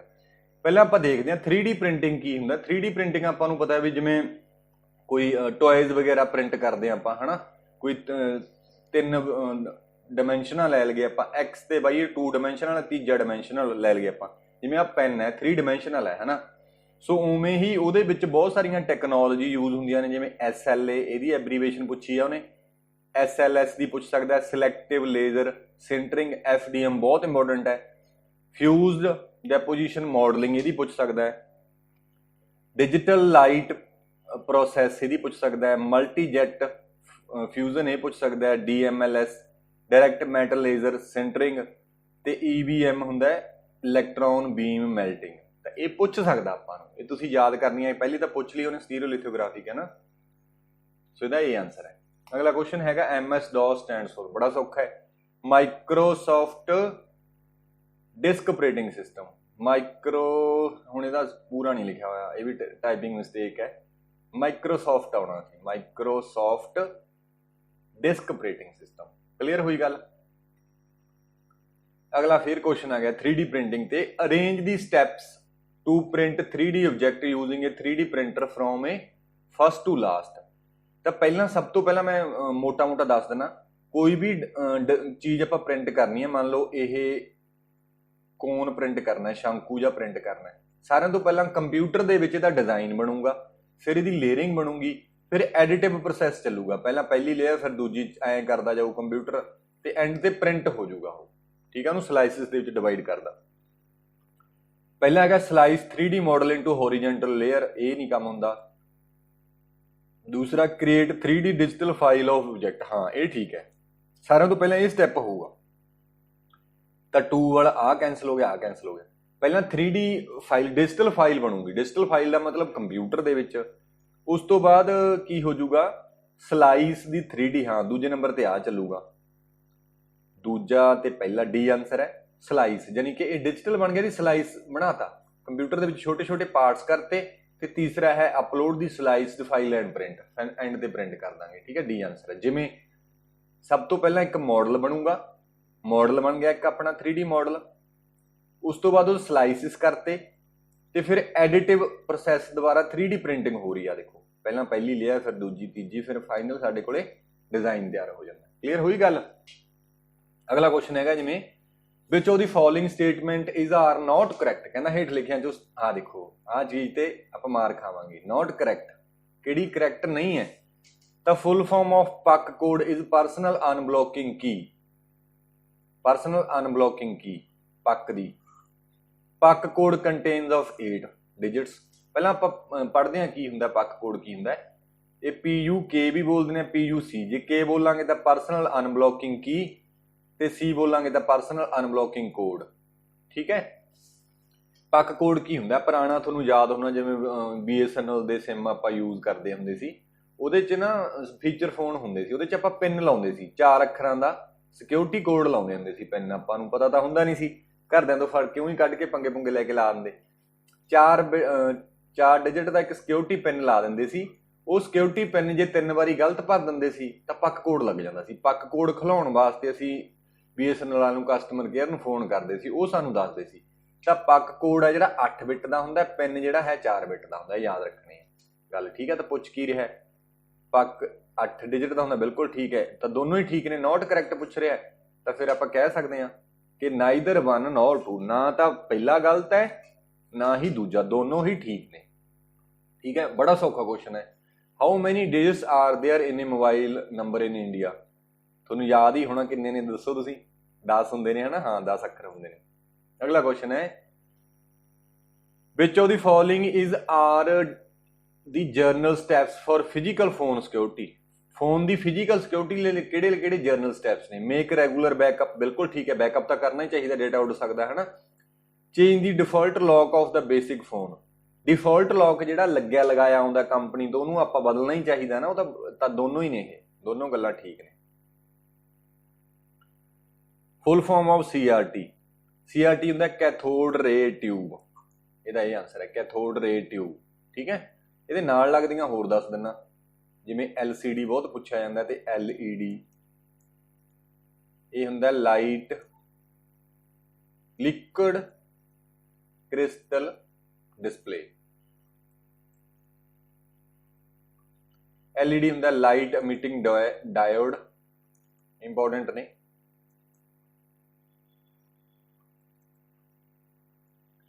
ਠੀਕ ਹੈ। ਤੇ ਜੇਕਰ ਤੁਹਾਨੂੰ ਨੋਟਸ ਚਾਹੀਦੇ ਨੇ ਤਾਂ ਤੁਸੀਂ ਇੰਸਟਾਗ੍ਰਾਮ ਤੇ ਮੈਨੂੰ ਮੈਸੇਜ ਕਰ ਸਕਦੇ ਹੋ, ਮੈਂ ਲਿੰਕ ਦਿੱਤਾ ਹੋਇਆ।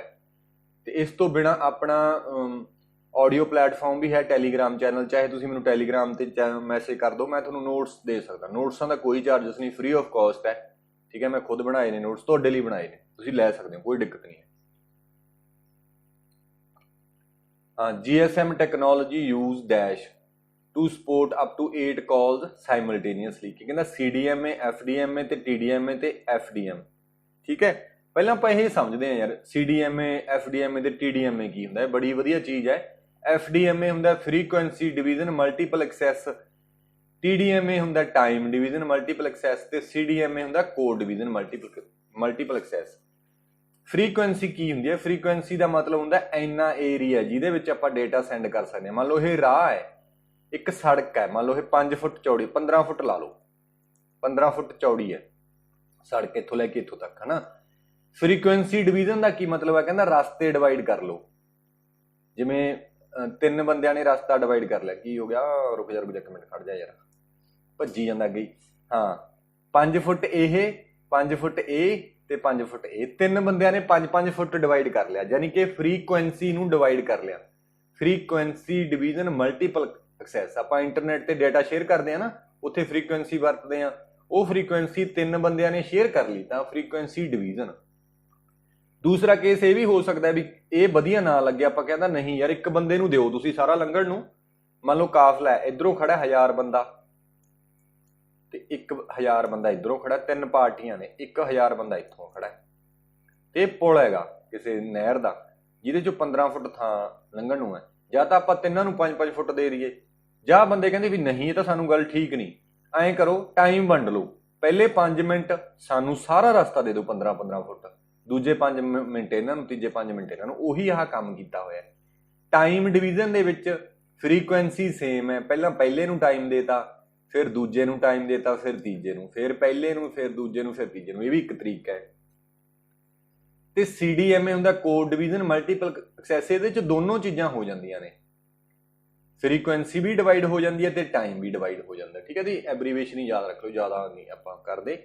ਤੇ ਜਿਹੜਾ TDMA ਹੈ, TDMA ਦੇ ਵਿੱਚ ਕਿੰਨੇ ਸਲੋਟ ਬਣਾਏ ਜਾਂਦੇ ਨੇ ਟਾਈਮ ਡਿਵੀਜ਼ਨ ਦੇ ਵਿੱਚ, 8 ਸਲੋਟ ਬਣਾਏ ਜਾਂਦੇ ਨੇ, 8 frame slot. So maximum 8 phone call can be connected. ਤਾਂ ਇਹੀ ਪੁੱਛ ਰਿਹਾ ਕਿੰਨੀਆਂ up to support 8 calls simultaneously. GSM technology ਕੀ ਯੂਜ਼ ਕਰਦਾ? TDM ਹੈ। ਫਿਰ ਇਹਦਾ ਆਨਸਰ ਡੀ ਹੈ। ਕਲੀਅਰ ਹੈ ਗੱਲ?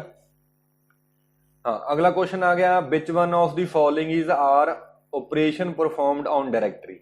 ਕੰਪਿਊਟਰ ਦੇ ਵਿੱਚ ਫੋਲਡਰ ਨੂੰ ਡਾਇਰੈਕਟਰੀ ਕਿਹਾ ਜਾਂਦਾ। ਡਾਇਰੈਕਟਰੀ ਤੇ ਕਿਹੜੇ ਆਪਰੇਸ਼ਨ ਪਰਫਾਰਮ ਹੁੰਦੇ ਨੇ? ਕੀ ਕਹਿੰਦਾ? ਅਸੀਂ ਸਰਚ ਕਰ ਸਕਦੇ ਹਾਂ, ਬਿਲਕੁਲ ਕਰ ਸਕਦੇ ਹਾਂ। ਅਪਡੇਟ ਕਰ ਸਕਦੇ ਹਾਂ, ਕ੍ਰੀਏਟ ਕਰ ਸਕਦੇ ਹਾਂ। ਤਿੰਨੋਂ ਹੀ ਆਨਸਰ ਨੇ। ਤਾਂ ਆਪਰੇਸ਼ਨ ਡਾਇਰੈਕਟਰੀ ਤੇ ਕਿਹੜੇ ਕਿਹੜੇ ਨੇ ਮੈਂ ਦੱਸ ਦਿੰਦਾ। ਸਰਚਿੰਗ, ਕ੍ਰੀਏਟਿੰਗ, ਡਿਲੀਟਿੰਗ, ਲਿਸਟਿੰਗ, ਰੀਨੇਮਿੰਗ, ਲਿੰਕ ਤੇ ਅਨਲਿੰਕ। ਲਿੰਕ ਤੇ ਅਨਲਿੰਕ ਨੂੰ ਹੋਲਡ ਕਰ ਲਓ, ਅਗਲੇ ਕੁਐਸਚਨ 'ਚ ਦੱਸੂਗਾ ਲਿੰਕ ਕੀ ਹੁੰਦਾ, ਅਨਲਿੰਕ ਕੀ ਹੁੰਦਾ। ਇਹ ਸਾਰੇ ਕੀ ਨੇ? ਆਪਰੇਸ਼ਨ ਪਰਫਾਰਮ ਹੁੰਦੇ ਨੇ ਡਾਇਰੈਕਟਰੀ ਤੇ। ਠੀਕ ਹੈ, ਸੋ ਫਿਰ ਇਹਦਾ ਆਨਸਰ ਹੈਗਾ ਏ।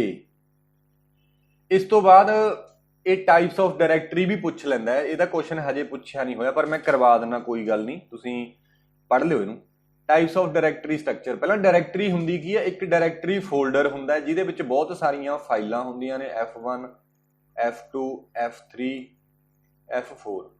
ਫਾਈਲਾਂ ਨੂੰ ਮੈਨੇਜ ਕਰਨ ਦੇ ਲਈ ਆਪਾਂ ਡਾਇਰੈਕਟਰੀ ਬਣਾਉਣੇ ਆ। ਕਈ ਵਾਰੀ ਕੋਈ ਬੰਦੇ ਨੇ ਡਾਇਰੈਕਟਰੀ ਬਣਾਈ ਨਹੀਂ ਹੁੰਦੀ, ਫਾਈਲਾਂ ਹੀ ਸਿੱਟੀਆਂ ਪਈਆਂ ਹੁੰਦੀਆਂ ਨੇ, ਤਾਂ ਉਹਦੀ ਪ੍ਰੋਪਰ ਮੈਨੇਜਮੈਂਟ ਨਹੀਂ ਹੁੰਦੀ, ਉਹਦੇ ਤੇ ਸਿਕਿਉਰਿਟੀ ਨਹੀਂ ਲੱਗਦੀ। ਕਿਹੜੇ ਫੋਲਡਰ ਨੂੰ ਕਿਹੜਾ ਬੰਦਾ ਐਕਸੈਸ ਕਰ ਸਕਦਾ ਹੈ, ਸਿਰਫ ਆਪਾਂ ਇਹਦੇ ਤੇ ਸਿਕਿਉਰਿਟੀ ਲਾ ਦਾਂਗੇ ਵੀ ਇਹਦੇ ਤੇ ਕੁਲਦੀਪ ਸਿੰਘ ਸਿੱਧੂ ਇਹ ਫੋਲਡਰ ਨੂੰ ਐਕਸੈਸ ਨਹੀਂ ਕਰ ਸਕਦਾ, ਤਾਂ ਇਹਦੀ ਮੈਂ ਕਿਸੇ ਵੀ ਫਾਈਲ ਨੂੰ ਐਕਸੈਸ ਨਹੀਂ ਕਰ ਸਕਦਾ। ਮੰਨ ਲਓ ਉਹਦੇ ਵਿੱਚ 1000 ਫਾਈਲਾਂ ਨੇ, ਇੱਕ ਫੋਲਡਰ ਤੇ ਇੱਕ ਰੂਲ ਪਾਤਾ, ਇੱਕ ਲਾਈਨ ਦੇ ਵਿੱਚ ਸਾਰੀਆਂ 1000 ਦੀਆਂ 1000 ਫਾਈਲਾਂ ਆਪਣੀਆਂ ਕੀ ਹੋ ਗਈਆਂ? ਪ੍ਰੋਟੈਕਟ ਹੋ ਗਈਆਂ। ਹੁਣ ਕੱਲੀ ਫਾਈਲ ਤੇ ਤਾਂ ਨਹੀਂ ਜਾ ਕੇ ਆਪਾਂ ਸਿਕਿਉਰਿਟੀ ਲਾ ਸਕਦੇ, ਤਾਂ ਕਰਕੇ ਡਾਇਰੈਕਟਰੀ ਜਾਂ ਫੋਲਡਰ ਜ਼ਰੂਰੀ ਹੈ। ਤਾਂ ਇਹਦੀਆਂ ਟਾਈਪ ਦੇਖਦੇ ਹਾਂ ਆਪਾਂ। Single level directory, 2 level directory, hierarchical directory also known as tree directory, ਤੇ ਏਸਾਈਕਲਿਕ ਗ੍ਰਾਫ ਡਾਇਰੈਕਟਰੀ। ਬਹੁਤ ਇੰਪੋਰਟੈਂਟ ਨੇ, ਇਹਦੇ ਚੋਂ ਪੁੱਛਿਆ ਜਾਂਦਾ ਕੁਐਸਚਨ। ਸਿੰਗਲ ਲੈਵਲ ਡਾਇਰੈਕਟਰੀ ਦੇ ਵਿੱਚ ਇੱਕੋ ਹੀ ਡਾਇਰੈਕਟਰੀ ਹੁੰਦੀ ਹੈ। User can not create sub directory. ਉਹਦੇ ਵਿੱਚ ਹੀ ਸਾਰੀਆਂ ਫਾਈਲਾਂ ਹੁੰਦੀਆਂ ਨੇ। All the files are present in the same directory. This directory is known as a root directory. Clear ਹੋਈ ਗੱਲ? ਉਹਦੀ ਐਡਵਾਂਟੇਜ ਕੀ ਹੈ? ਸਿੰਪਲ ਹੈ, ਦੇਖਣ 'ਚ ਲੱਗਦਾ, ਫਾਸਟਰ ਹੈ ਸਰਚਿੰਗ, ਫਾਈਲ ਕ੍ਰੀਏਟ ਕਰਨੀ, ਸਰਚ ਕਰਨੀ, ਡਿਲੀਟ ਕਰਨੀ ਈਜ਼ੀ ਹੈ। ਕਦੋਂ? ਜੇਕਰ ਇਹਦੇ 'ਚ ਫਾਈਲਾਂ ਥੋੜ੍ਹੀਆਂ ਨੇ ਤੇ ਆਪਾਂ ਇਹਦੇ 'ਚ 2 ਫਾਈਲਾਂ ਇੱਕ ਨਾਮ ਦੀਆਂ ਨਹੀਂ ਰੱਖ ਸਕਦੇ। ਫਾਈਲ 1 ਪਹਿਲਾਂ ਹੀ ਹੈਗੀ ਆ, ਫਾਈਲ 1 ਮੈਂ ਹੋਰ ਨਹੀਂ ਰੱਖ ਸਕਦਾ, ਉਹੀ ਡਿਸਐਡਵਾਂਟੇਜ ਹੈ। ਜੇਕਰ ਇਹਦਾ ਸਾਈਜ਼ ਵੱਡਾ ਹੋ ਜਾਂਦਾ, 2-3 ਲੱਖ ਫਾਈਲ ਇੱਕੋ ਹੀ ਡਾਇਰੈਕਟਰੀ 'ਚ ਆ ਜਾਂਦੀ ਹੈ, ਫਿਰ ਇਹਨੂੰ ਹੈਂਡਲ ਕਰਨਾ ਔਖਾ ਹੈ ਤੇ ਪ੍ਰੋਟੈਕਸ਼ਨ ਵੀ ਇੰਪਲੀਮੈਂਟ ਕਰਨੀ ਔਖੀ ਹੈ। ਮੰਨ ਲਓ 3 ਯੂਜ਼ਰ ਨੇ, ਯੂਜ਼ਰ 1, ਯੂਜ਼ਰ 2, ਯੂਜ਼ਰ 3, ਤਾਂ ਡਾਇਰੈਕਟਰੀ ਤੇ ਰੂਲ ਮੈਂ ਪਾਊਂਗਾ ਯੂਜ਼ਰ 1 ਦੇ ਲਈ। ਯੂਜ਼ਰ 1 ਨੇ ਮੰਨ ਲਓ 3 ਫਾਈਲਾਂ 'ਚੋਂ ਆਹ 2 ਐਕਸੈਸ ਕਰਨੀਆਂ ਨੇ, ਆਹ ਨਹੀਂ ਕਰਨੀ, ਤਾਂ ਫਿਰ ਮੈਨੂੰ ਫਾਈਲਾਂ 'ਚ ਜਾ ਕੇ ਕਰਨਾ ਪਊਗਾ। ਮੰਨ ਲਓ 500 ਫਾਈਲਾਂ ਨੇ, 500 ਫਾਈਲਾਂ ਦੇ ਵਿੱਚੋਂ 25 ਫਾਈਲਾਂ ਯੂਜ਼ਰ 1 ਦੇਖ ਸਕਦਾ ਹੈ, 75 ਇਹ ਦੇਖ ਸਕਦਾ ਹੈ, 100 ਇਹ ਦੇਖ ਸਕਦਾ ਹੈ। ਤਾਂ ਬੜਾ ਔਖਾ ਕੰਮ ਹੋ ਗਿਆ ਵੀ ਕੱਲੀ ਫਾਈਲ ਤੇ ਜਾ ਕੇ ਸਿਕਿਉਰਿਟੀ ਲਾਉਣੀ ਪਊ। ਜੇ ਆਪਾਂ ਡਾਇਰੈਕਟਰੀਆਂ ਹੀ 3 ਬਣਾ ਦਈਏ, ਇੱਕ ਦੇ ਵਿੱਚ 25 ਰੱਖਤੀਆਂ, ਦੂਜੀ ਦੇ ਵਿੱਚ 75 ਰੱਖਤੀਆਂ ਤੇ ਤੀਜੀ ਦੇ ਵਿੱਚ 100 ਰੱਖਤੀਆਂ, ਇਹਦੇ ਤੇ ਰਿਸਟ੍ਰਿਕਟ ਕਰ ਦਾਂਗੇ ਯੂਜ਼ਰ 1 ਨੂੰ, ਇਹਦੇ ਤੇ 2 ਨੂੰ, ਇਹਦੇ ਤੇ 3 ਨੂੰ। ਇਸ ਤਰ੍ਹਾਂ ਕਰਕੇ ਕਰ ਸਕਦੇ ਆ। ਸੋ ਇਹਦਾ ਨੁਕਸਾਨ ਵੀ ਆ, ਫਾਇਦਾ ਵੀ ਹੈ। ਫਿਰ ਆ ਗਿਆ 2 ਲੈਵਲ ਡਾਇਰੈਕਟਰੀ। 2 ਲੈਵਲ ਦੇ ਵਿੱਚ ਪਹਿਲੀ ਮਾਸਟਰ ਡਾਇਰੈਕਟਰੀ, ਰੂਟ ਡਾਇਰੈਕਟਰੀ, ਤੇ ਇਹ ਯੂਜ਼ਰ ਦੀ ਡਾਇਰੈਕਟਰੀ। ਜਿਵੇਂ ਪਹਿਲੇ ਯੂਜ਼ਰ 1 ਦੀ ਡਾਇਰੈਕਟਰੀ, ਯੂਜ਼ਰ 2 ਦੀ ਡਾਇਰੈਕਟਰੀ, ਯੂਜ਼ਰ 3 ਦੀ ਡਾਇਰੈਕਟਰੀ। ਠੀਕ ਹੈ, 1 ਮਾਸਟਰ ਹੁੰਦੇ ਆ, ਦੂਜੇ separate directory for E user. ਹਰੇਕ ਯੂਜ਼ਰ ਦੇ ਲਈ ਅਲੱਗ-ਅਲੱਗ ਡਾਇਰੈਕਟਰੀ ਹੈ। ਯੂਜ਼ਰ ਕਿਹੜੇ ਹੁੰਦੇ ਨੇ? ਜਿਵੇਂ ਆਪਾਂ ਲੌਗਇਨ ਨਹੀਂ ਕਰਦੇ ਕੰਪਿਊਟਰ ਤੇ, ਇੱਕ ਗੈਸਟ ਲੌਗਇਨ ਬਣਿਆ ਹੁੰਦਾ, ਐਡਮਿਨ ਦਾ ਲੌਗਇਨ ਬਣਿਆ ਹੁੰਦਾ, ਉਹ ਯੂਜ਼ਰ ਹੁੰਦੇ ਨੇ ਜਿਹੜੇ ਫਾਈਲਾਂ ਨੂੰ ਯੂਜ਼ ਕਰਦੇ ਨੇ, ਤੇ ਇਹ ਉੱਥੇ ਫਾਈਲਾਂ ਹੁੰਦੀਆਂ ਨੇ। ਮੰਨ ਲਓ ਇਹ F1 ਹੈ, F2 ਹੈ, ਤਾਂ ਇੱਧਰ F1 ਹੋ ਸਕਦਾ ਹੈ। There can be a 2 file with the same name in a 2 different user directory। ਇਹਦੇ ਵਿੱਚ ਵੀ F1 ਹੈ, ਇੱਧਰ ਵੀ F1 ਹੈ, ਕਿਉਂਕਿ ਇਹ ਯੂਜ਼ਰ 1 ਦੀ ਡਾਇਰੈਕਟਰੀ ਹੈ, ਇਹ ਯੂਜ਼ਰ 2 ਦੀ ਡਾਇਰੈਕਟਰੀ ਹੈ, ਤਾਂ ਪਹਿਲਾਂ ਵਾਲੀ ਪ੍ਰੋਬਲਮ ਸੋਲਵ ਹੋ ਗਈ। User can not enter user another directory without permission. ਜਿਹੜਾ ਯੂਜ਼ਰ 1 ਹੈ, ਇਹ ਇਹਦੀ ਡਾਇਰੈਕਟਰੀ 'ਚ ਜਾ ਨਹੀਂ ਸਕਦਾ ਇਹਦੀ ਪਰਮਿਸ਼ਨ ਤੋਂ ਬਿਨਾਂ, ਤਾਂ ਸ਼ੇਅਰਿੰਗ 'ਚ ਬੜੀ ਦਿੱਕਤ ਹੋ ਗਈ। Not allowed the file sharing, file share ਨਹੀਂ ਕਰ ਸਕਦੇ, ਤੁਹਾਨੂੰ ਪਰਮਿਸ਼ਨ ਅਸਾਈਨ ਕਰਨੀ ਪਊ, ਗ੍ਰਾਂਟ ਕਰਨੀ ਪਊ। 2 file of the same type can not group together. ਇੱਥੇ ਵੀ ਪ੍ਰੋਬਲਮ ਹੈ ਕਿ 2 ਫਾਈਲਾਂ ਇਕੱਠੀਆਂ ਗਰੁੱਪ ਨਹੀਂ ਕਰ ਸਕਦੇ। ਕਲੀਅਰ ਹੋਈ ਗੱਲ? ਇਹ ਹੈਗਾ ਟਰੀ ਲੈਵਲ ਔਰ ਹਾਇਰਾਰਕੀਕਲ ਸਟਰਕਚਰ, ਹਾਇਰਾਰਕੀਕਲ ਡਾਇਰੈਕਟਰੀ ਸਟਰਕਚਰ। ਇਹਦੇ ਵਿੱਚ ਇੱਕ ਰੂਟ ਡਾਇਰੈਕਟਰੀ ਹੁੰਦੀ ਹੈ, ਇਹ ਸਬ ਡਾਇਰੈਕਟਰੀ ਹੁੰਦੀ ਹੈ। ਇਹਦੀਆਂ ਅੱਗੇ ਵੀ ਅਸੀਂ ਸਬ ਡਾਇਰੈਕਟਰੀ, ਇਹ ਵੀ ਸਬ ਡਾਇਰੈਕਟਰੀ ਹੈ, ਅੱਗੇ ਫਾਈਲਾਂ ਬਣਾ ਸਕਦੇ ਐਂ ਕਰਕੇ, ਠੀਕ ਹੈ। ਸੋ ਬਿਗੇਸਟ ਡਿਸਐਡਵਾਂਟੇਜ 2 ਲੈਵਲ ਦਾ ਸੀਗਾ ਕਿ ਅਸੀਂ ਆਪਾਂ ਕ੍ਰੀਏਟ ਨਹੀਂ ਕਰ ਸਕਦੇ ਸੀ। ਦੇਖੋ ਇਹਦੇ ਵਿੱਚ ਵੀ ਕੋਈ ਡਾਇਰੈਕਟਰੀ ਕ੍ਰੀਏਟ ਨਹੀਂ ਕਰ ਸਕਦੇ ਸਿੰਗਲ ਲੈਵਲ 'ਚ, ਤੇ 2 ਲੈਵਲ 'ਚ ਵੀ ਨਹੀਂ ਆਪਾਂ ਕਰ ਸਕਦੇ। ਇਹ ਰੂਟ ਦੀ ਬਣੀ ਹੁੰਦੀ ਹੈ, ਯੂਜ਼ਰ ਦੀ। ਪ੍ਰੀ ਡਿਫਾਈਨਡ 2 ਡਾਇਰੈਕਟਰੀਆਂ ਹੁੰਦੀਆਂ ਨੇ, ਬਟ ਟਰੀ ਜਾਂ ਹਾਇਰਾਰਕੀਕਲ ਦੇ ਵਿੱਚ ਤੁਸੀਂ ਜਿੰਨੀਆਂ ਮਰਜ਼ੀ ਸਬ ਡਾਇਰੈਕਟਰੀਜ਼ ਕ੍ਰੀਏਟ ਕਰ ਲਓ, ਤੁਹਾਡੀ ਮਰਜ਼ੀ ਹੈ। ਤਾਂ ਫਿਰ ਇਹ ਕੀ ਹੈ ਵੀ ਜਿਵੇਂ ਆਪਾਂ ਗੱਲ ਕਰੀਏ, user can not modify the root directory. ਇਹ ਰੂਟ ਡਾਇਰੈਕਟਰੀ ਨੂੰ ਮੋਡੀਫਾਈ ਨਹੀਂ ਕਰ ਸਕਦਾ। User can not access another user directory. ਇਹ ਯੂਜ਼ਰ ਪਹਿਲਾਂ ਦੂਜੇ ਦੀ ਡਾਇਰੈਕਟਰੀ ਨੂੰ ਐਕਸੈਸ ਨਹੀਂ ਕਰ ਸਕਦਾ, ਇਹਨੂੰ ਪਰਮਿਸ਼ਨ ਲੈਣੀ ਪਊਗੀ, ਠੀਕ ਹੈ। ਤੇ ਇੱਕ ਗੱਲ ਹੋਰ ਯਾਦ ਰੱਖਣੀ ਹੈ, ਇਹ ਅੱਜ ਕੱਲ ਦੇ ਪੀਸੀ ਦੇ ਵਿੱਚ, ਪਰਸਨਲ ਕੰਪਿਊਟਰ ਦੇ ਵਿੱਚ ਟਰੀ ਲੈਵਲ ਤੇ ਹਾਇਰਾਰਕੀਕਲ ਸਟਰਕਚਰ ਯੂਜ਼ ਕਰਦੇ ਹਾਂ ਅਸੀਂ। ਕਈ ਵਾਰੀ ਕੁਐਸਚਨ ਪੁੱਛ ਲੈਂਦਾ ਸਾਡੇ ਸਿਸਟਮ 'ਚ ਕਿਹੜੀ ਡਾਇਰੈਕਟਰੀ ਵਰਤੀ ਜਾਂਦੀ ਹੈ, ਤਾਂ ਇਹ ਵਾਲੀ, ਠੀਕ ਹੈ। ਰਿਸਟ੍ਰਿਕਟ ਕਰਦਾ ਫਾਈਲ ਸ਼ੇਅਰਿੰਗ ਤੇ। ਲਾਸਟ ਬਚ ਗਈ ਏਸਾਈਕਲਿਕ ਡਾਇਰੈਕਟਰੀ, ਏਸਾਈਕਲਿਕ ਗ੍ਰਾਫ। ਕਹਿੰਦਾ we can provide sharing by making the directory as acyclic graph. Cycle ਨਹੀਂ ਬਣਦਾ ਜਿਹਦੇ 'ਚ ਉਹਨੂੰ ਏਸਾਈਕਲਿਕ ਬੋਲਦੇ ਨੇ। ਜਿਵੇਂ ਆਪਾਂ ਆਹ ਬਣਾ ਲਈਏ, ਇਹਦੇ ਤੋਂ ਐਰੋ ਇੱਧਰ ਨੂੰ ਜਾ ਰਿਹਾ, ਇਹਦੇ ਤੋਂ ਇੱਧਰ ਨੂੰ ਜਾ ਰਿਹਾ, ਇਹਦੇ ਤੋਂ ਇੱਧਰ ਜਾ ਰਿਹਾ, ਇਹ ਬਣ ਗਿਆ ਸਾਈਕਲ।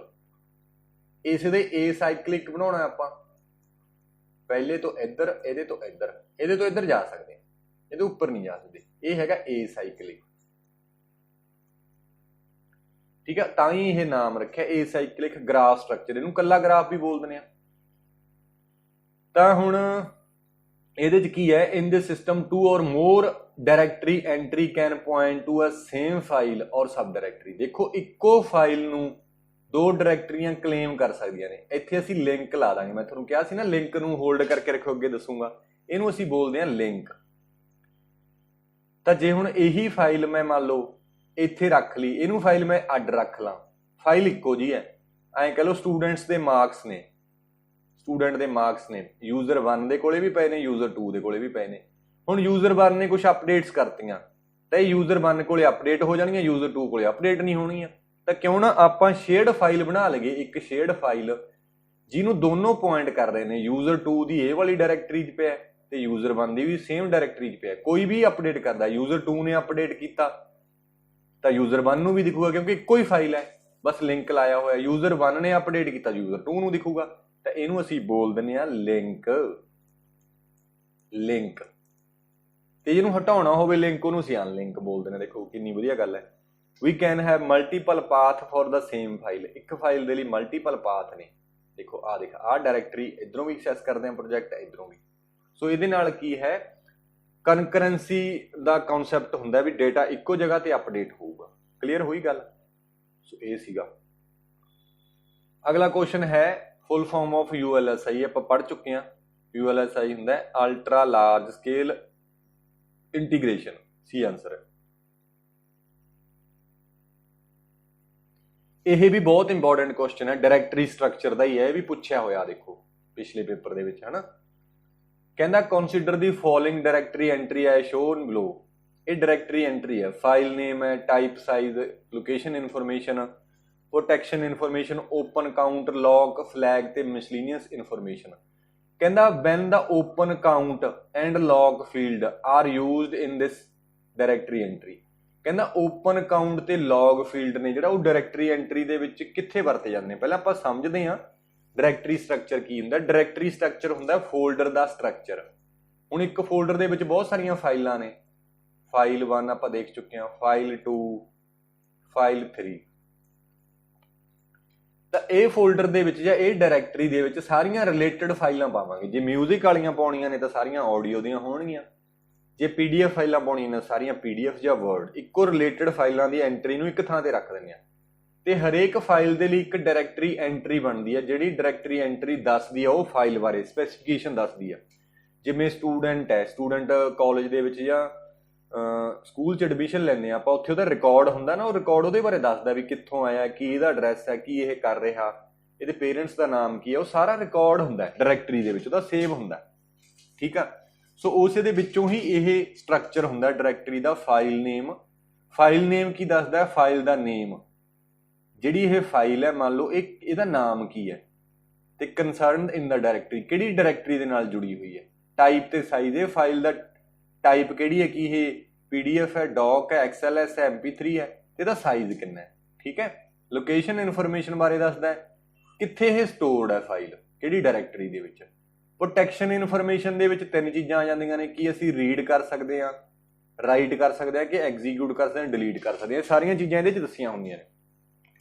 ਕਈ ਵਾਰੀ ਕੋਈ ਫਾਈਲ ਰੀਡ ਓਨਲੀ ਹੁੰਦੀ ਹੈ ਤਾਂ ਫਿਰ ਪਹਿਲਾਂ ਐਕਟੀਵੇਟ ਹੁੰਦਾ, ਤੁਸੀਂ ਉਹਨੂੰ ਚੇਂਜ ਨਹੀਂ ਕਰ ਸਕਦੇ, ਅਪਡੇਟ ਨਹੀਂ ਕਰ ਸਕਦੇ, ਨਾ ਹੀ ਡਿਲੀਟ ਕਰ ਸਕਦੇ ਹੁੰਦੇ ਆਪਾਂ। ਤਾਂ ਇਹ ਪ੍ਰੋਟੈਕਸ਼ਨ ਇਨਫੋਰਮੇਸ਼ਨ ਫੀਲਡ ਮੇਨਟੇਨ ਕਰਦਾ ਹੈ। ਇਹ ਸਾਰੀ ਚੀਜ਼ ਨੂੰ ਓਨਰ ਹੈ ਫਾਈਲ ਦਾ ਜਿਹੜਾ, ਉਹ ਚੇਂਜ ਕਰ ਸਕਦਾ ਸਾਰੇ ਫੀਲਡ ਨੂੰ, ਉਹਦੀ ਜ਼ਿੰਮੇਵਾਰੀ ਹੁੰਦੀ ਹੈ। ਠੀਕ ਹੈ, ਫਿਰ ਆ ਗਿਆ ਓਪਨ ਕਾਊਂਟ। ਓਪਨ ਕਾਊਂਟ ਦਾ ਮਤਲਬ ਇਹ ਫਾਈਲ ਕਿੰਨੀਆਂ ਪ੍ਰੋਸੈਸਸ ਨੇ ਖੋਲੀ ਹੋਈ ਹੈ। Open count it ਇੰਡੀਕੇਟਸ the number of processes ਵਿੱਚ ਓਪਨ ਫਾਈਲ ਕਨਕਰੈਂਟਲੀ। ਮੰਨ ਲਓ ਇਹ ਕਿੰਨੀਆਂ ਫਾਈਲਾਂ ਨੇ, P1 ਨੇ ਵੀ ਖੋਲੀ ਹੋਈ ਹੈ, P2 ਨੇ ਵੀ, P3 ਨੇ ਵੀ, ਤੇ P4 ਨੇ ਵੀ। ਤਾਂ ਆਪਾਂ ਕਹਿ ਦਿਆਂਗੇ ਓਪਨ ਕਾਊਂਟ ਦੀ ਵੈਲਿਊ 4 ਹੈ, ਤਾਂ ਇਹ ਫਾਈਲ 4 ਪ੍ਰੋਸੈਸ ਨੇ ਕਨਕਰੈਂਟਲੀ ਖੋਲੀ ਹੋਈ ਹੈ। ਕਲੀਅਰ ਗੱਲ ਹੋਈ ਓਪਨ ਕਾਊਂਟ ਤੋਂ। ਅੱਗੇ ਆ ਗਿਆ lock. used when process desire exclusive access to a file when several processes open file concurrently। ਹੁਣ ਇਹ ਤਾਂ ਗੱਲ ਹੋ ਗਈ ਵੀ 4 ਪ੍ਰੋਸੈਸ ਨੇ ਫਾਈਲ ਨੂੰ ਖੋਲ ਲਿਆ, ਰੀਡ ਕਰੀ ਜਾਣ, ਕੋਈ ਦਿੱਕਤ ਨਹੀਂ। ਕੋਈ ਬੰਦਾ ਚੇਂਜ ਕਰਨਾ ਚਾਹੁੰਦਾ ਹੈ, ਮੰਨ ਲਓ ਇਹ ਫਾਈਲ ਕਾਹਦੀ ਹੈਗੀ, ਇਹ ਰੇਲਵੇ ਰਿਜ਼ਰਵੇਸ਼ਨ ਦੀ ਆ, IRCTC ਦੀਆਂ ਟਿਕਟਾਂ ਨੇ। ਤੁਸੀਂ ਮੰਨ ਲਓ ਦਿੱਲੀ ਤੋਂ ਬੈਂਗਲੌਰ ਜਾ ਰਹੇ ਹੋ, ਠੀਕ ਹੈ, ਤੇ ਦਿੱਲੀ ਤੋਂ ਬੈਂਗਲੌਰ ਦੀਆਂ ਸ਼ਤਾਬਦੀ ਆ ਜਾਂ ਦੁਰੰਤੋ ਐਕਸਪ੍ਰੈਸ ਦੀਆਂ 40 ਸੀਟਾਂ ਅਵੇਲੇਬਲ ਨੇ। 4 ਬੰਦੇ ਰੀਡ ਕਰ ਰਹੇ ਨੇ ਐਟ ਟਾਈਮ ਤੇ। ਪਹਿਲੇ ਬੰਦੇ ਨੇ ਰੀਡ ਤਾਂ ਚਾਰੇ ਕਰ ਸਕਦੇ ਨੇ, ਕੋਈ ਦਿੱਕਤ ਨਹੀਂ। ਪਹਿਲੇ ਬੰਦੇ ਨੇ 10 ਸੀਟਾਂ ਬੁੱਕ ਕਰਾ ਲਈਆਂ ਤੇ ਪਿੱਛੇ 30 ਰਹਿਣੀਆਂ ਚਾਹੀਦੀਆਂ ਨੇ। ਇਹਨੇ ਕਰਾਤੀਆਂ 20, ਇਹਨੇ ਕਰਾਤੀਆਂ 10, ਸੀਟਾਂ ਖਤਮ ਹੋ ਗਈਆਂ, ਇਹਨੇ 15 ਕਰਾਤੀਆਂ। ਜੇ ਅਸੀਂ ਇਨਫੋਰਮੇਸ਼ਨ ਨੂੰ ਕਹਿ ਲਓ ਵੀ ਕੰਟਰੋਲ ਨਹੀਂ ਕਰਾਂਗੇ ਤਾਂ ਪਤਾ ਨਹੀਂ ਲੱਗਣਾ, ਗਾਹ ਪੈ ਜੂ, ਟਿਕਟ ਕਿਸੇ ਨੂੰ ਵੀ ਨਹੀਂ ਮਿਲਣੀ, ਬਾਅਦ 'ਚ ਸੀਟਾਂ ਖਾਲੀ ਹੋ ਜਾਣਗੀਆਂ। ਸੋ ਇਸੇ ਚੀਜ਼ ਨੂੰ ਬਚਾਉਣ ਦੇ ਲਈ ਅਸੀਂ ਲੌਕ ਵਰਤਦੇ ਹਾਂ, ਵੀ ਜਦੋਂ ਵੀ ਤੁਸੀਂ ਫਾਈਲ ਦਾ ਡੇਟਾ ਚੇਂਜ ਕਰਨਾ, ਪਹਿਲਾਂ ਤੁਸੀਂ ਲੌਕ ਲੈ ਲਓ ਉਹਦੇ ਤੇ। ਤੁਸੀਂ ਲੌਕ ਲੈ ਲਿਆ, ਐਕਸਕਲੂਸਿਵ ਲੌਕ। ਇੱਕ ਰੀਡ ਲੌਕ ਹੁੰਦਾ, ਰੀਡ ਲੌਕ ਦੀ ਲੋੜ ਨਹੀਂ। ਐਕਸਕਲੂਸਿਵ ਲੌਕ ਦਾ ਕੀ ਮਤਲਬ ਹੈ, ਤੁਸੀਂ ਇਹਨੂੰ ਲੌਕ ਕਰ ਲਿਆ, ਜਿੰਨਾ ਚਿਰ ਤੁਸੀਂ ਇਹਨੂੰ ਅਪਡੇਟ ਕਰ ਰਹੇ ਹੋ ਕੋਈ ਹੋਰ ਬੰਦਾ ਅਪਡੇਟ ਨਹੀਂ ਕਰ ਸਕਦਾ, ਉਹਨੂੰ ਵੇਟ ਕਰਨਾ ਪਊਗਾ। ਠੀਕ ਹੈ, ਤਾਂ ਤੁਸੀਂ ਲੌਕ ਲਾ ਕੇ 10 ਸੀਟਾਂ ਬੁੱਕ ਕਰਕੇ 30 ਛੱਡਤੀਆਂ ਵਾਪਸ, ਤਾਂ ਹੁਣ ਫ੍ਰੀ ਹੈ, ਤੁਸੀਂ ਲੌਕ ਛੱਡਤਾ, ਬਾਕੀ ਦੇ ਬੰਦੇ ਇਹਦੇ ਤੇ ਲੌਕ ਲੈ ਕੇ ਡੇਟਾ ਨੂੰ ਮੋਡੀਫਾਈ ਕਰ ਸਕਦੇ ਨੇ। ਤਾਂ ਲੌਕ ਕਾਹਦੇ ਲਈ ਯੂਜ਼ ਹੁੰਦਾ, ਵੈਨ ਇੱਕ ਉਹ ਫਾਈਲਾਂ ਕਨਕਰੈਂਟਲੀ ਬਹੁਤ ਸਾਰਾ ਸੈਵਰਲ ਪ੍ਰੋਸੈਸਸ ਨੇ ਖੋਲੀਆਂ ਹੁੰਦੀਆਂ ਨੇ। ਆਈ ਹੋਪ ਕਿ ਤੁਹਾਨੂੰ ਇਹ ਚੀਜ਼ਾਂ ਕਲੀਅਰ ਹੋ ਰਹੀਆਂ ਹੋਣਗੀਆਂ ਹਨਾ। ਫਿਰ ਹੁੰਦਾ ਫਲੈਗ। ਫਲੈਗ ਦੇ ਵਿੱਚ ਫੀਲਡ ਹੁੰਦੇ ਨੇ, 3 ਫੀਲਡ ਹੁੰਦੇ ਨੇ, D, L ਤੇ M। D ਦਾ ਮਤਲਬ ਫੀਲਡ ਇੰਡੀਕੇਟ ਕਰਦਾ ਕਿ ਫਾਈਲ ਇਜ਼ ਏ ਡਾਇਰੈਕਟਰੀ, ਕਿ ਉਹ ਫਾਈਲ ਡਾਇਰੈਕਟਰੀ ਹੈ ਕਿ ਫਾਈਲ ਹੈ। ਜੇ D ਲੱਗਿਆ ਤਾਂ ਉਹ ਡਾਇਰੈਕਟਰੀ, ਅਦਰਵਾਈਜ਼ ਫਾਈਲ ਹੈ। ਤੇ L ਇੰਡੀਕੇਟ ਕਰਦਾ ਹੈ ਫਾਈਲ ਇਜ਼ ਏ ਲਿੰਕ, ਕਿ ਉਹ ਫਾਈਲ ਲਿੰਕਡ ਹੋਈ ਹੈ, ਜਿਵੇਂ ਆਪਾਂ ਪਿੱਛੇ ਕੀਤਾ ਸੀ ਇਹਦੇ ਵਿੱਚ ਵੀ ਕੀ ਆਹ ਲਿੰਕ ਹੈ, ਇਹ ਕੀ ਲਿੰਕ ਹੋਈ ਹੈ ਕਿ ਕੱਲੀ ਫਾਈਲ ਹੈ।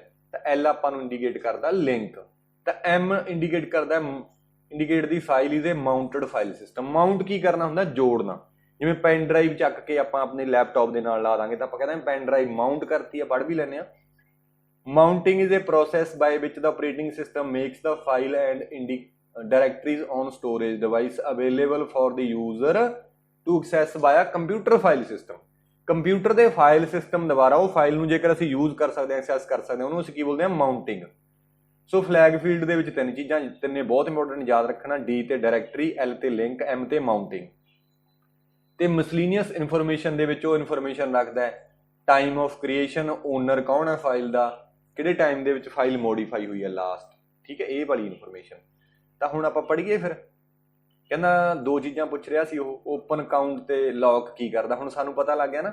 ਕਹਿੰਦਾ when several process executing individually ਨਹੀਂ, when one process request another process to open a file ਨਹੀਂ, when one process open file ਨਹੀਂ, when several processes open a file concurrently not individually concurrently।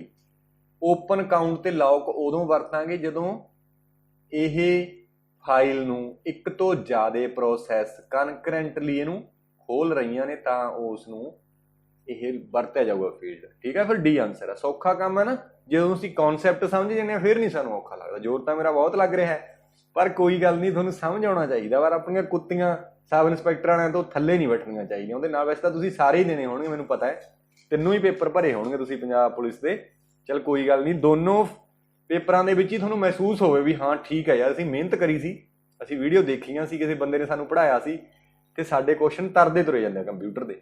ਠੀਕ ਹੈ, ਅਗਲਾ question ਹੈ ਵਾਟ is the full form of wifi. Wifi ਹੁੰਦਾ wireless ਫਿਡਲਿਟੀ, answer ਇਹ ਹੈ ਇਹਦਾ, ਹਨਾ। ਤੇ ਲਾਈਫਾਈ ਵੀ ਕਰ ਲਓ ਨਾਲ ਦੀ ਨਾਲ, ਲਾਈਫਾਈ ਇਹ ਹੁੰਦਾ ਲਾਈਟ ਫਿਡਲਿਟੀ, ਲਾਈਫਾਈ ਹੁੰਦਾ ਲਾਈਟ ਫਿਡਲਿਟੀ। ਠੀਕ ਹੈ, ਸੋ ਇਹ ਸੀਗੇ, ਆਪਾਂ ਗੱਲ ਕੀਤੀ ਹੈ ਪੁਰਾਣੇ ਕੁਐਸਚਨਾਂ ਦੀ। Intelligence assistant Punjab police constable ਦੇ ਕੁਐਸਚਨ ਆਪਾਂ ਡਿਸਕਸ ਕੀਤੇ ਨੇ। ਆਈ ਹੋਪ ਕਿ ਤੁਹਾਨੂੰ ਇਹ ਚੀਜ਼ਾਂ ਸਮਝ ਆਈਆਂ ਹੋਣਗੀਆਂ ਤੇ ਤੁਸੀਂ ਆਪਦੇ ਦੋਸਤਾਂ ਮਿੱਤਰਾਂ ਦੇ ਨਾਲ ਜਰੂਰ ਸ਼ੇਅਰ ਕਰਿਓ। ਚੈਨਲ ਨੂੰ ਸਬਸਕ੍ਰਾਈਬ ਕਰ ਲਿਓ, ਬੈਲ ਆਈਕਨ ਵੀ ਪ੍ਰੈਸ ਕਰ ਲਿਓ, ਤਾਂ ਕਰਕੇ ਜਦੋਂ ਆਪਾਂ ਆਉਣ ਵਾਲੇ ਸਮੇਂ 'ਚ ਹੋਰ ਵੀ ਵੀਡੀਓ ਲਿਆਵਾਂਗੇ ਇਹਦੇ ਨਾਲ ਦੀਆਂ, ਹਜੇ ਹੋਰ ਰਹਿੰਦੇ ਆ ਕੁਐਸਚਨ, ਇਹ ਪੂਰੇ ਨਹੀਂ ਹੋਏ। ਤੇ ਚੈਪਟਰ ਵਾਈਜ਼ ਤੁਸੀਂ ਮੈਂ ਆਲਰੇਡੀ ਦਿੱਤਾ ਹੋਇਆ, ਉਹ ਜਰੂਰ ਦੇਖਿਓ ਜਾ ਕੇ, ਤੇ ਕਮੈਂਟ ਕਰਕੇ ਵੀ ਮੈਨੂੰ